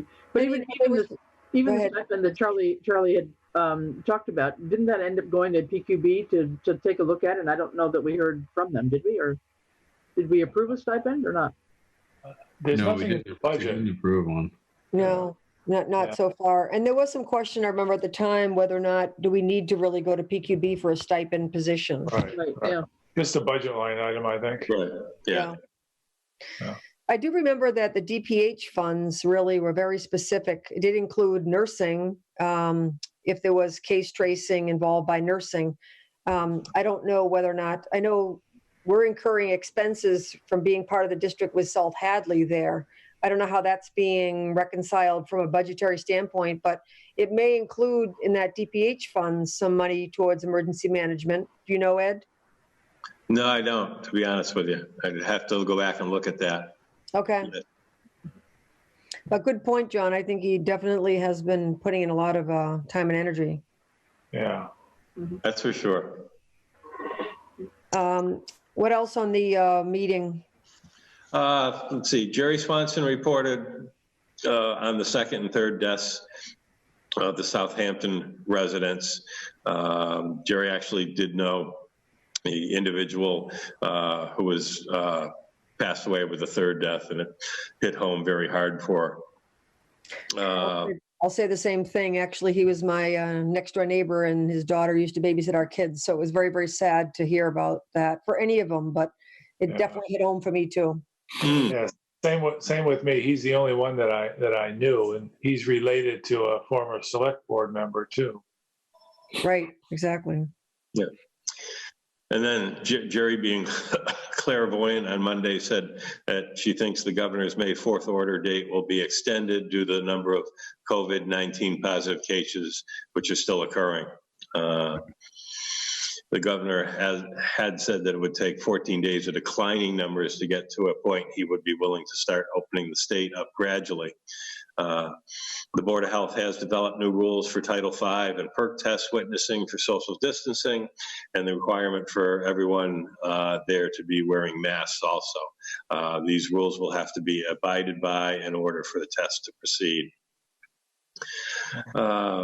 Let's see, John Workman reported that currently there are no gowns available in the Commonwealth for first responders, but he says that the fire department EMS is currently in good supply of the gowns at this point. Fire department received 50 of the N95 masks, which are dropped off by the National Guard. John reports the current burn rate use of these masks by his department is about 20 per week. He is still waiting for delivery of additional N95 masks, which were ordered through the Police Chiefs Association.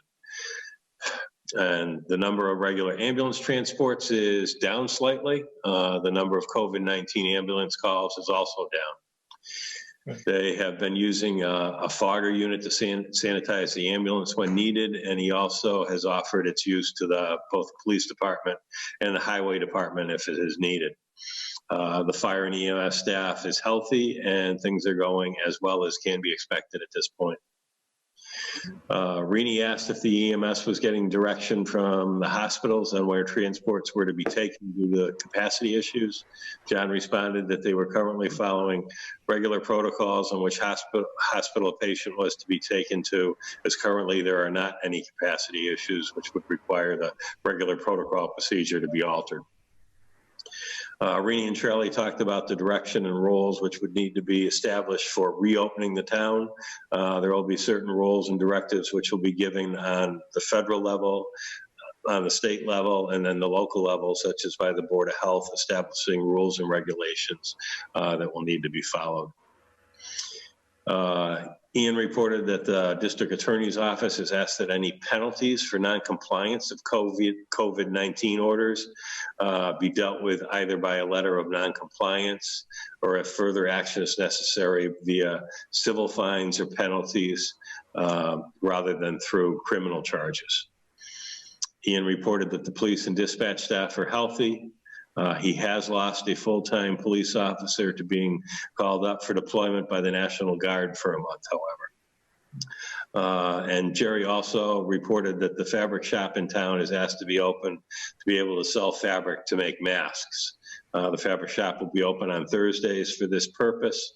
So far, they have been able to make 1,000 masks for the COVID-19 response. Good. I think, yeah, Ian, police also unfortunately mentioned an uptick in domestic calls. Mm-hmm. Mm-hmm. Where do we stand in? You said that wasn't unique to here in Southampton, that trend has been seen pretty much across the state. Where do we stand with some of the testing for our first responders? Did we get a fair number tested, or is that not being as emphasized as it was, or?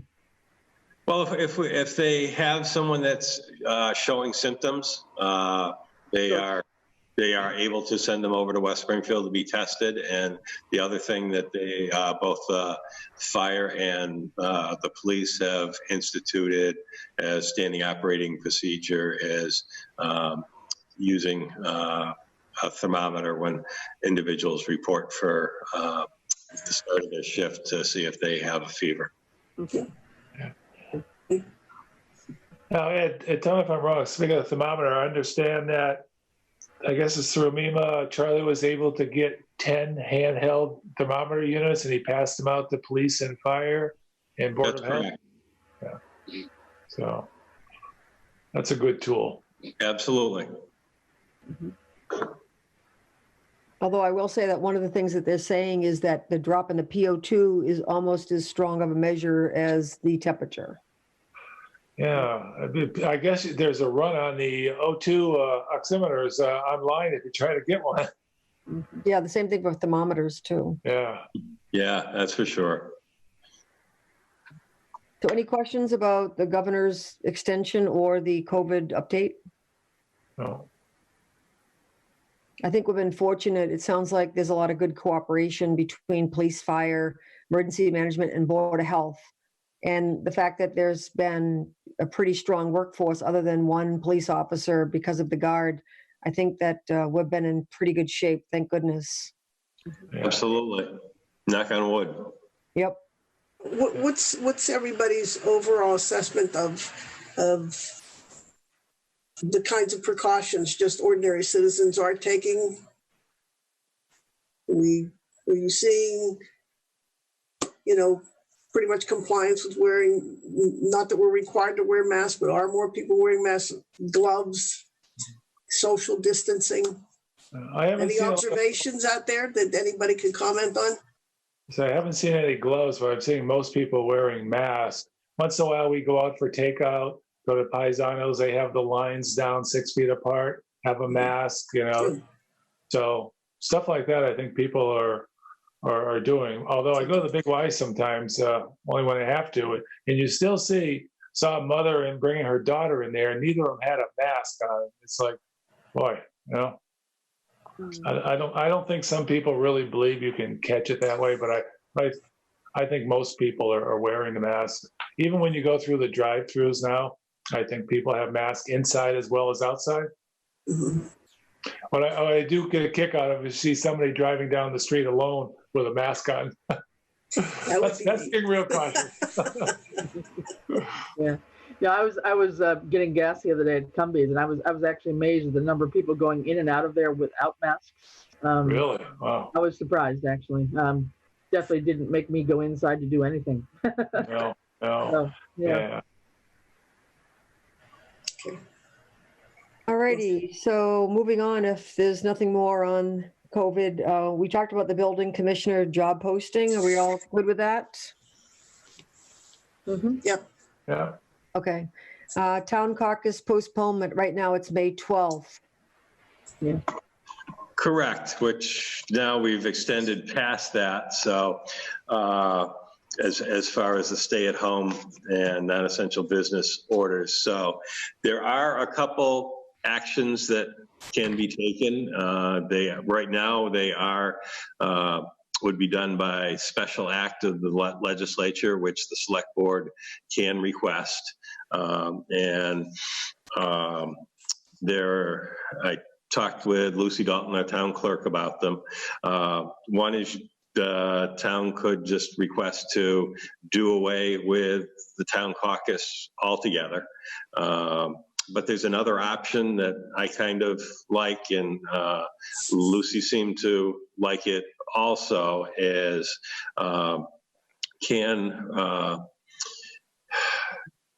or the other option is to try to still have a town caucus and ask for a special act to reduce the time required in between caucus and the annual election. But there is another option the town could do without the town caucus, could request through a special act that the deadline for nomination papers be extended. Lucy looked at her calendar, and if we were able to still have the town election on, I believe it's June 23rd, she would recommend extending the nomination paper extension to May 20th to have a deadline for them to turn in to be able to actually have the signatures counted and to get the ballots printed for that annual election. The other thing that goes along with that is via special act could also, to make it more feasible, can also request through the special act that the number of required signatures on a nomination paper be reduced from what we currently, the town currently requires by bylaw to a lower amount. And Lucy and I talked about it, and we both thought that to go down that road, we might recommend if this was the option the select board wanted to take, to reduce that number to 10 required signatures. And those documents were already due, is that correct? They were originally due March 31st, Okay. correct. But by special act, we can extend that So originally. could you get an extension and a reduction in the number of signatures? Correct. Okay. I mean, my recommendation and Lucy's from talking to her today would be to not do a town caucus, to extend the deadline for submitting nomination papers to the May 20th, and to also request that the required number of signatures be dropped to 10. And obviously, if we do that, I've talked to KP Law about this. They can write the required special act for us. We can submit that to Representative Zavadosa, who will submit it for us to the House, and it'll go up to the Senate. But obviously, if we do that, we're going to have to get the message out on the town website. I will do a code red for the town clerk, which Lucy will write up for me to get that message out there. And I'll also contact the Daily Hampshire Gazette to get that message out. Do we have a sense of how many that took out papers did not return them by the March 31st deadline? How many people are we talking about? I don't know. But you also got people that may not have even been or thought about doing nomination papers and thought of qualifying through the town caucus that now would be able to take out nomination papers, get 10 signatures, and return them and qualify to be on the ballot. Well, Lucy would have a list of people who pulled papers, so she would know how many have not returned it, wouldn't she? I would think she would, yes. I don't think there was very many. Okay. I think the point that Ed was just making is that all of this, started in early March. So there may have been people that didn't even go to the town hall to fill papers and may have decided they would just wait to a caucus because at that point the social distancing was already implemented. Yeah. No. Correct. Okay. Mm-hmm. Well, sounds like an idea to both extend the timing, but also to reduce the number of signatures. Yeah. Right. Okay. So you're looking for a motion? Yes, To please. request. Okay. All right. And my suggested motion, if I may, would be not to hold the town caucus, to extend the deadline for nomination papers to May 20th, and to also reduce the required number of signatures on those nomination papers to 10. Okay. So move. Can I just ask we need a second. I'll second it. Who seconded? Chris. Okay. Right now, you said the governor's date was the 19th?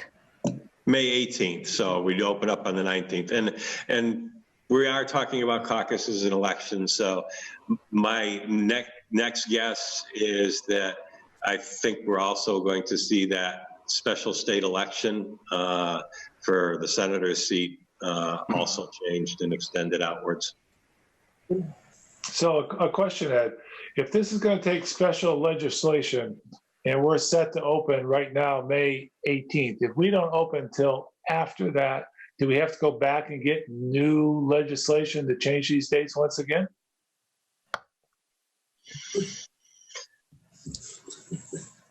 No, because right now what you're voting to do is to not have a town caucus, to extend the deadline for the Submission of for the nomination Nomination papers, to reduce that signature number to 10.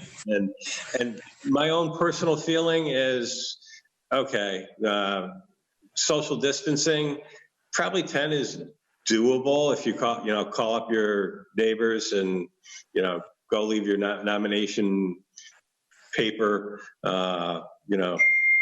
under a brick at the end of their driveway, sign it, and take it back type of thing. I guess I'm only thinking, are they able to get the paperwork and bring it back, not the process in between? Yeah, they would still be able to, Lucy would make arrangements for them to get the paperwork, whether, to put it outside for them to, pick up when they got into the driveway, whether she mailed it to them, what have you. And the same type of arrangements can be done to get them back. Okay. I don't want to make it too complicated for the people. No, and that's what we talked about, is how can we make this relatively simple and doable, and have people that want to run for elected office that are interested in it qualify. Okay. Wondering if we can also, there's a lot of seats open. We've been working really well. We've been trying to get finance committee people. And so are there ways, I don't want to put any barriers up, and I want to get the word out too about seats available. So Yeah. Are there other things we can do, or Lucy can do, or you can do in terms of public noticing?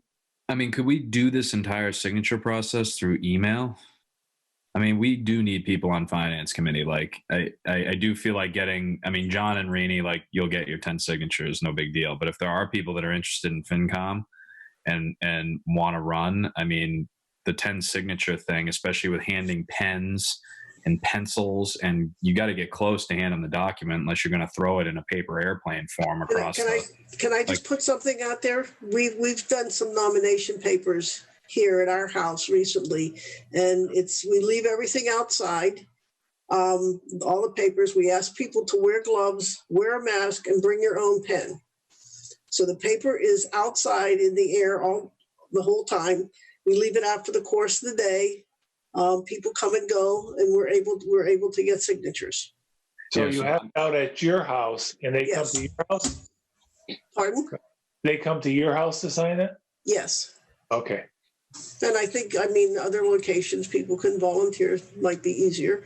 But it is doable. And the most, I think the most impressive thing is that people follow those directions, because everyone's concerned about being safe. And so we were able to get it done. And no one, had no liability to individuals, as far as we know. I'm just wondering if it could be managed electronically, though. Is that even a possibility or not? Not that I'm aware of, Matt. I don't think we have DocuSign or anything, Matt. Well, I was even going to go a little looser than that, just a simple email from an individual to the town clerk saying, I support this member or I nominate this member for FinCom, or whatever it is. Yeah, no, those haven't been accepted yet via a legislature or the elections department of the state. We're asking for a special act of legislature. Why not ask them? Yeah, I think that's a good idea, Matt. Yeah, the only problem with emails. I commend you, Francine, for doing what you did, but most people need to stand outside the grocery store to get these things signed. No, I understand. But you get the word out, and that's how you get it done. Yeah. But I do like your idea, and so while we're asking, why not ask? I think emails, not signatures, but certainly verify, and I think in some instances are considered legal. I also think it's the registrar group that approves the signatures anyway, based on, how do they know based on someone signing? How is that any different from verifying an email? Yeah. Yeah. I think it's worth asking. Mm-hmm. We got to move into new territory when it comes to voting. We do. And when it comes to meetings or anything like this, I think, yeah. Absolutely. Yeah. So we have a motion and a second. Any other discussion about the proposed May 20th deadline for signatures, number 10 signatures, and then the 23rd is the election? Any further discussion? All right, all those in favor then? Roll it out. Martin, aye. Fishman, aye. Okay, that's everybody. And as of right now, the other two dates are still, town election is the 23rd and town meeting is the 9th. Yeah, and we'll see what happens over the course of the next couple of weeks with if those are still possible or they're going to be threatened. I kind of have an idea of the way things are still going that they may still be threatened, but we'll see. Okay, the last item on the new business is the audit. It's the final FY 2019 audit financial statements and management letter, and we also got an email from our town accountant.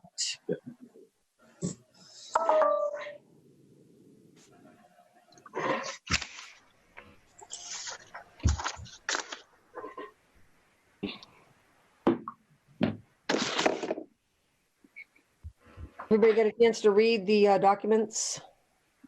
Yep. Anybody have any questions or comments about them?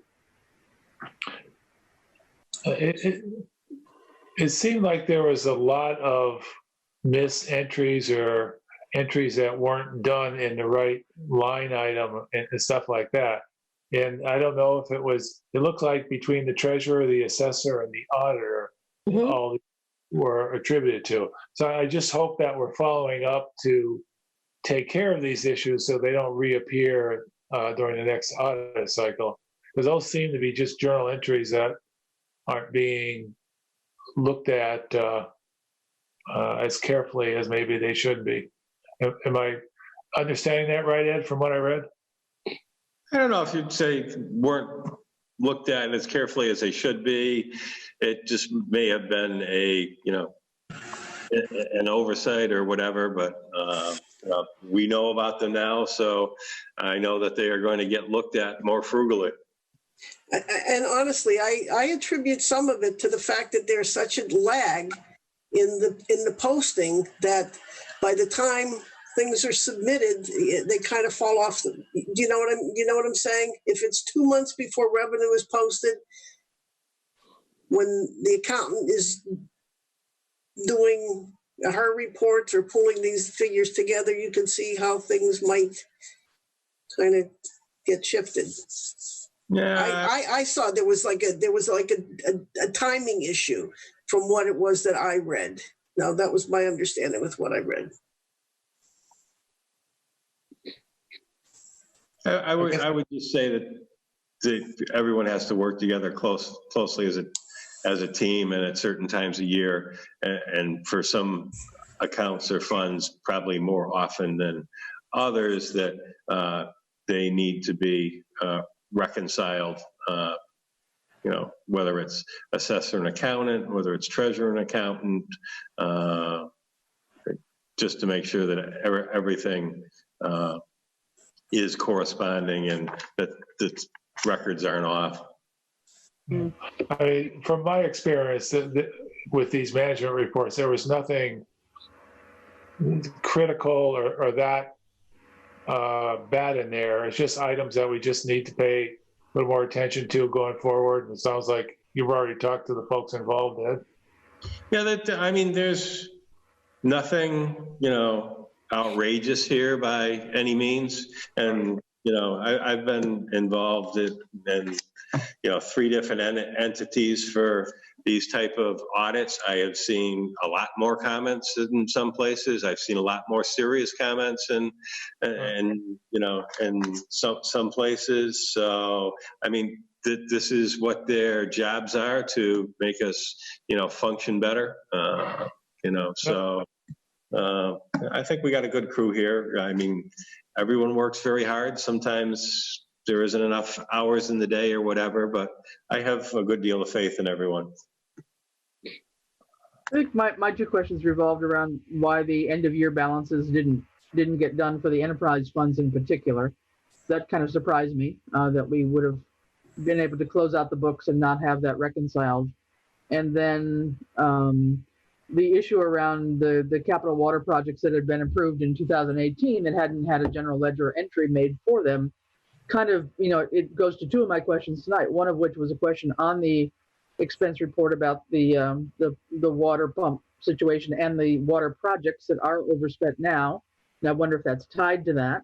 And then my question about the future bonding then for the CPA account, that we need to be sure that we don't lose track of that, so that we do, there's such a lag between when these things are approved at town meeting, for example, and when the bonding actually occurs, that somewhere we've got to be able to get ourselves a tickler system or something to be sure that we don't lose sight of those, on our books, basically.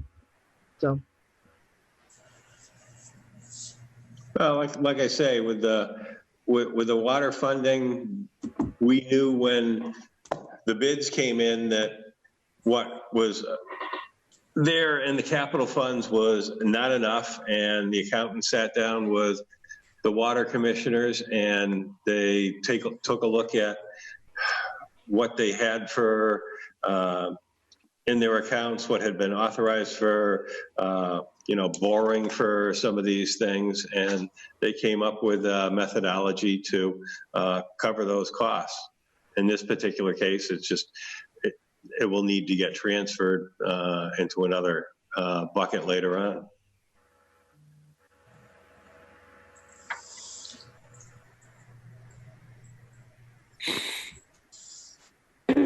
Well, I'm happy to see that it wasn't sort of mismanagement of funds. And like Vicki said, it was a matter of buckets, which I appreciate, but I still think it's something worth learning from.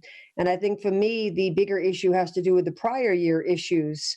When we have something come up more than once, I guess that's the part that kind of bothers me. And I would hope that we could develop some risk assessment and some procedures relative to our IT and security, when it comes to some of the issues that they raised about risk assessment process. Mm-hmm. Yeah, and I've asked Tanya to send me some samples of templates to work on that, and she's agreed to do it from Melanson Heath. Okay. Hey, Maureen? Yep. I don't know if it's a good time to segue or not on IT. I've got something to bring up on the IT issue. You want me to save that for a new business? I can't wait. No, that's okay, because actually that's the next agenda item anyway. So unless anybody else has any specific questions to this audit, I think it's fine. Can I just ask, does this firm ever come and make a presentation of their report? I mean, just to explain it to the public. I don't mean the nuts and bolts of it, but an overall explanation of this process and their findings for the town. Is it worth it or not to anyone? And again, coming back to keeping the public informed. Mm-hmm. Well, and how often have we used, is this the same audit company we use all the time? Yeah. Yeah, this was the one we had a multi-year contract. Remember we talked about it about a year or so ago? Yeah. Yep. And this is a firm I'm familiar with from somewhere else, and it's a good firm. Mm-hmm.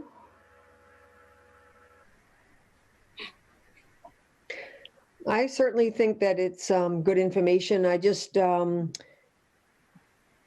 I think that their report is brief.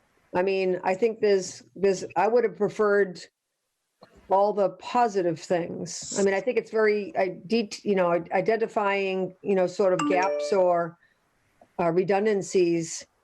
I think that, I don't know, I'm comfortable with Vicki and Ed's sort of explanation. But I'm open to having a presentation too. It just feels like it's just limited to me. As a manager, I'm glad it's limited, because when it's not limited, that's not a good thing. I think you hit the nail on the head, Rini, when you said the repetitive items would be the ones that we have issues with, because there's always going to be errors or oversights. And as long as they're corrected and there's no, funds that are disappearing, which obviously there's not, then I think it's just part of the routine management letter. What do other people think? Chris or Matt, anything? No, I mean, I don't find anything serious there. I mean, I think there are errors that anybody can make at any given time, and I just hope that we can put in some kind of systems that they can be found earlier and corrected earlier, so that we just have more timeliness, I guess, in that is my thought. Yeah. Okay. Well, if there's nothing else, then John, you want to bring up the other IT issue? Yeah, I was talking to our health director today, and the topic came up of the email and the way the system has a lot of glitches and downtime, and email's not always in a timely manner.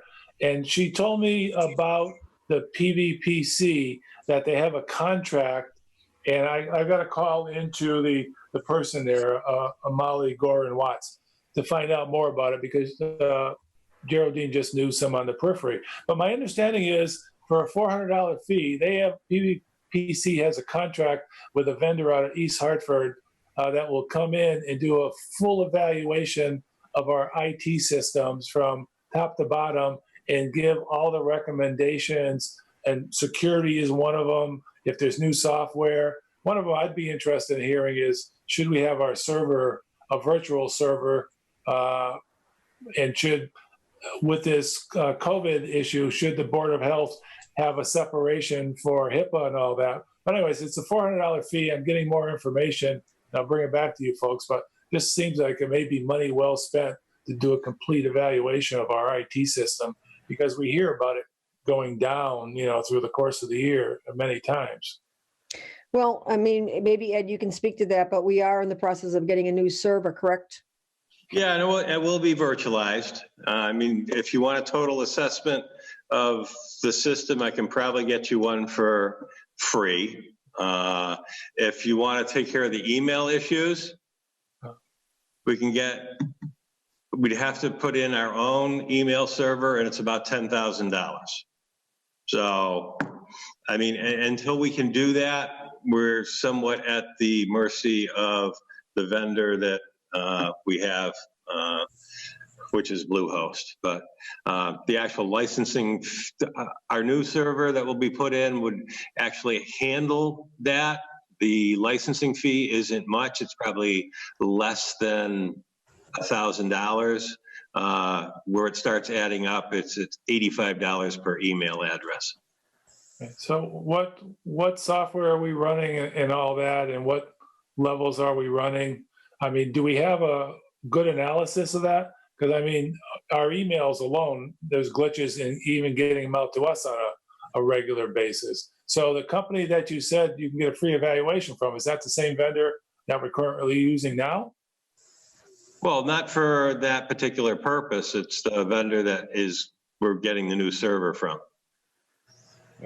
I mean, have we ever had a full evaluation of our complete system, or are we just doing components when we need to?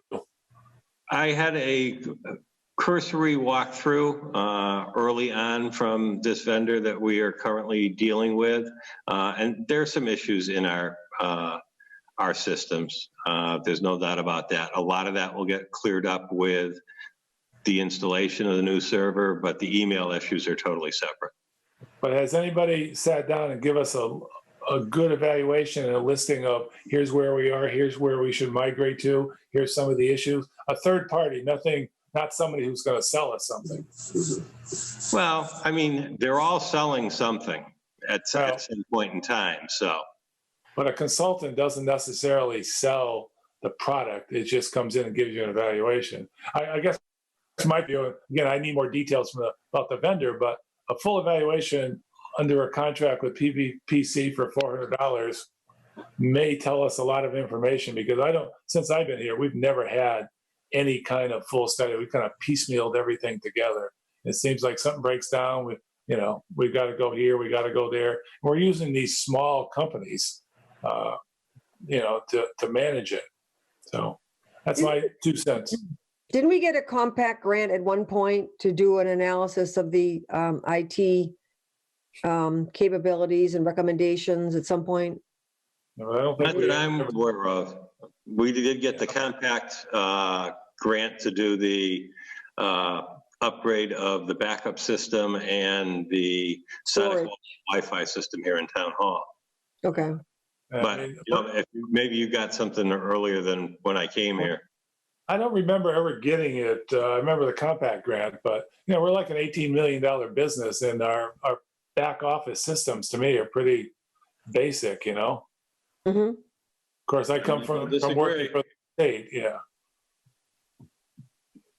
What was the grant that you got most recently, Ed, that you had, I think you had put in for a couple different options and they only funded one of them? That was, yeah, they ended up, we had put in for, I think it was almost $39,000, and they ended up actually funding 2 components of that. One was the backup system upgrade, and the other was the Sonic Wall for the Wi-Fi system here at Town Hall.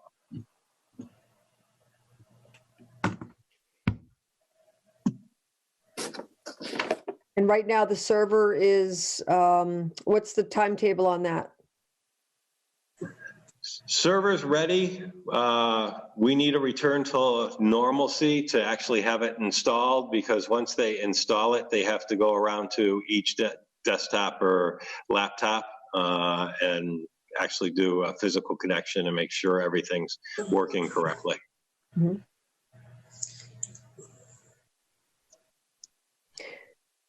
Any other recommendations from anybody relative to this in terms of overall assessment or anything?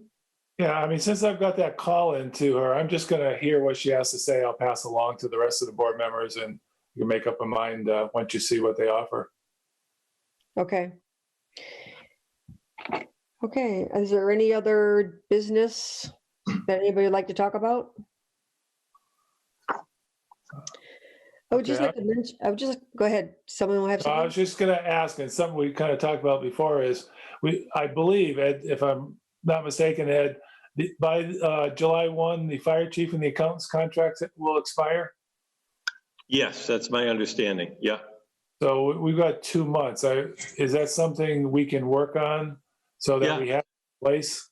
Yeah, I just started to pull those out and work on them, so I will get them going the next week or 2. Okay. And I haven't seen any others that expire this year, but I will double check. Okay. So you can send out a copy of the existing one to us for review, and then we'll put it on the agenda for the next meeting, just to get it going earlier on. Sure. The other thing is, I did get a letter and forwarded along to Ed that there has been a request from a resident to make a new, another street in town as a scenic road, High Street. So that letter's been forwarded to Ed, and he'll get it out to everybody, and that'll be on the agenda for the next meeting. And then I'd like to, at some point, doesn't have to be next meeting, but we talked about signatures on for nominations and so forth, but I would just like to have a conversation about the registrar. One of the committee members had voiced some concerns about the makeup and the process relative to the registrar, and I'm just wondering if we could have a discussion about that in the future, okay? Sure. Good. Any other recommendations for the agenda? Okay, Just so, out of curiosity, sorry, go ahead, Matt. what is the designation of a scenic road do? Oh, actually, there's quite a few things about it. It's, well, if I could bring up the letter, I could tell you, but basically, help me out, Ed. You can't take down any trees once a road is designated as a scenic road. So the tree warden has to sort of chime in on it. It actually, what would happen is the letter of the recommendation would come to us. We would vote to send it to planning board, and then planning board and the tree warden would sign off on it. And is it the planning board that has the jurisdiction over it, the designation, Ed, or we do? My understanding is it's the planning board. Yeah, that's what I thought. Yeah, and there are certain things, even other than trees, that can be done on scenic byways, as far as businesses developed, items like that. Does it restrict building or anything like that? No, I don't remember it. Yeah, it can in some instances. Yeah. I think in the current master plan, there's 2 or 3 or 4 roads that have already been designated scenic roads in town. Glendale Road comes to mind, Pleasant Street comes to mind, but there's no signage there that indicates that, but was in our master plan since 2013 that was approved by town, but we've never done any formal notification of it, I think. Actually, there are quite a few scenic roads in town. I was just trying to bring up the letter. I'm pretty sure that my road's a scenic road. I just have no idea what it means. Yeah, it is. Mountain Road is, and Pleasant Street, and But I don't know what it means or does. I mean, it's great designation. I just don't know what the difference is. yeah, it can't be like a state highway or anything. It has to be more of a local road. So anyway, you'll get actually the email and also the write-up that says what has to be in place for it to be designated as a scenic road. I just wanted to give you a heads up about that the letter will be coming to you. And in it also talked about the requirements. Mm-hmm. So there was a signature, hang on. Yeah, under any other necessary business, first of all, in your packet, you should see a PCF, which is actually the hard copies now sitting in the select board mailbox in the break room. But it's a sign off for Tom Quinlan's accrued vacation time. So that has to be approved by the select board.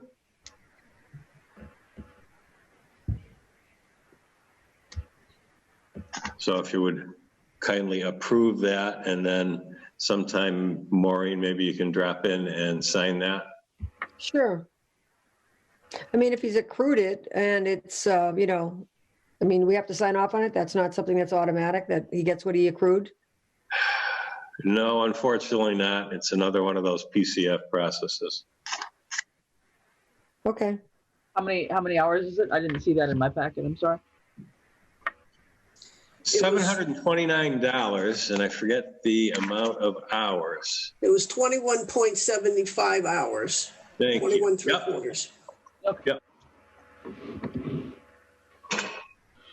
The other signature is the police department, Ian Illingsworth, police chief contractual increase. Correct. And the contract that the select board entered into with Chief Illingsworth on May 5th, he becomes eligible for a 2% increase. Effective what date? May 5th, I think. Let's see. It should have it on here.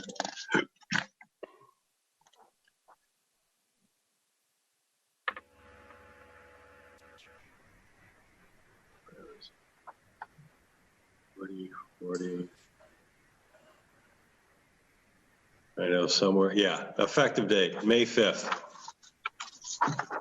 Okay. And if that's in their budget and it's part of the contract, that still has to be signed off by us? Yes. Well, this reads that they'll need a transfer of $277 and I can't read the. $277.17. Okay. through the end of the year. So the money's there, Well, essentially. essentially, yeah, it's going to get transferred from police department wages. Yeah. Anything else on any of that? Yeah. Do we need a motion for that? Yes, for both of them. Or, yeah, I mean, you can combine the two of them, but just like any regular PCFs. I'll make a motion on both of those we approve. Now second. Okay, so that is for the police and also, For Tom Quinlan's accrued vacation time sign off. okay, all in favor? Tishman, I. Fowles eye. Roland, aye. Martin, aye. Roden, aye. Next is, there were no licenses and permits, the warrants. Okay, you have warrant, payroll warrant 20-42 for $331,895.31. And then a vendor warrant, W 20-43 for $489,722.25. So let me just say here that we're doing the signatures remotely. I don't see backup for payroll or payroll deductions because that's all part of the system that's already in place. So I don't look back at that detail. As far as the vendor payable warrant, I get a listing like you all see at this time. Ordinarily, I would go in, I would see the listing, and I would have access to all the supporting documentation that drove all of those payments. So I worked, talked with, exchanged email with people involved in processing these warrants. There are a couple of them here. And for those payroll, the vendor payables, we've agreed that I will call and discuss any questions that I have, since I don't have physical access to review any documents until the building opens again. Mm-hmm. Sounds good. Thanks, Francine. Any questions about the warrants? No. No. Okay, select board meetings, May 14th, May 26th. But we also just agreed to have a quick meeting on The 7th. May 7th. do we want to keep the 14th? Or do you want to move it back to the 12th now? Yeah, really. This is no caucus. If we keep it on the 12th, they'll just keep on our regular schedule. Yeah. Yeah. Okay. I'm fine with that. Is everybody okay with that? Okay. Sure.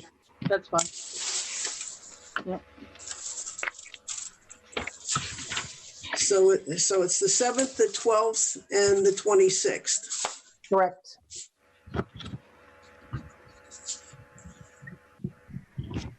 Next is open time for the public. Like I said, the only communication I got was relative to the scenic road. There's been some communication relative to accumulating cloth mask, and that all got worked out. Is there anything else, Ed, that you're aware of? No, not that I'm aware of. I just had that one letter that I had drafted for that inquiry on the abandoned road area on that property near the Thai Carmody. So Ed has that draft. Okay. Thank you for doing that, Chris. Oh, thank you very much. Yeah. Okay, any other business? There's no executive session, so does anybody else have anything else? No, I think get out and enjoy a little bit of nature when you can, and hike some trails, and just be mindful of our signage that does exist, such as at Alder Pond, for those that want to go back up to that area. There's big signs there that talk about it being private property, so just respect the fact that we can use the trails, but don't get carried away. Okay. And just if you want to get out, Sheldon's reopened on a limited basis. And the Chinese restaurant at the Red Rock, I see it's opening up too. Yep, they open today. Good. Is it just for takeout? Yes. Just for takeout, yeah. Yeah. Gotta support our locals. Great. I also, Ed, did you, there was a letter that just came in about the Labrie land. Should we just, I don't know if that's an official public comment or question, but I got an email that I think Randall addressed? Oh, you mean the Labrie Field? Yeah. Yes, someone had sent an email to Marla because they felt one of their neighbors was draining the retention or detention swale or pond at Labrie Field. And what happens is that was designed for drainage to go into, and normally it would flow out of it. However, late every fall, the highway department actually uses sandbags and plugs the drain tube up so that the detention basin can fill up with water, and if it freezes, youngsters and people can skate on it.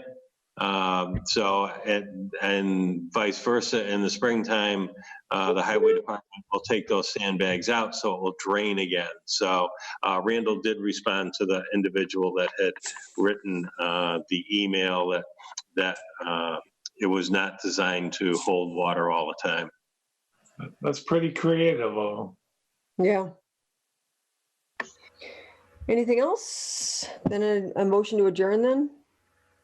I move to adjourn. Second. Second. Okay. Ed, did you get that? I think it was Francine and John. Francine and John? All Yeah, right. I actually did get that one. Okay. Roll call vote then? Fowles eye. Tishman, aye. Roland, aye. Martin, aye. Groden, aye. Thanks, everybody. Thank you all. Have a good evening.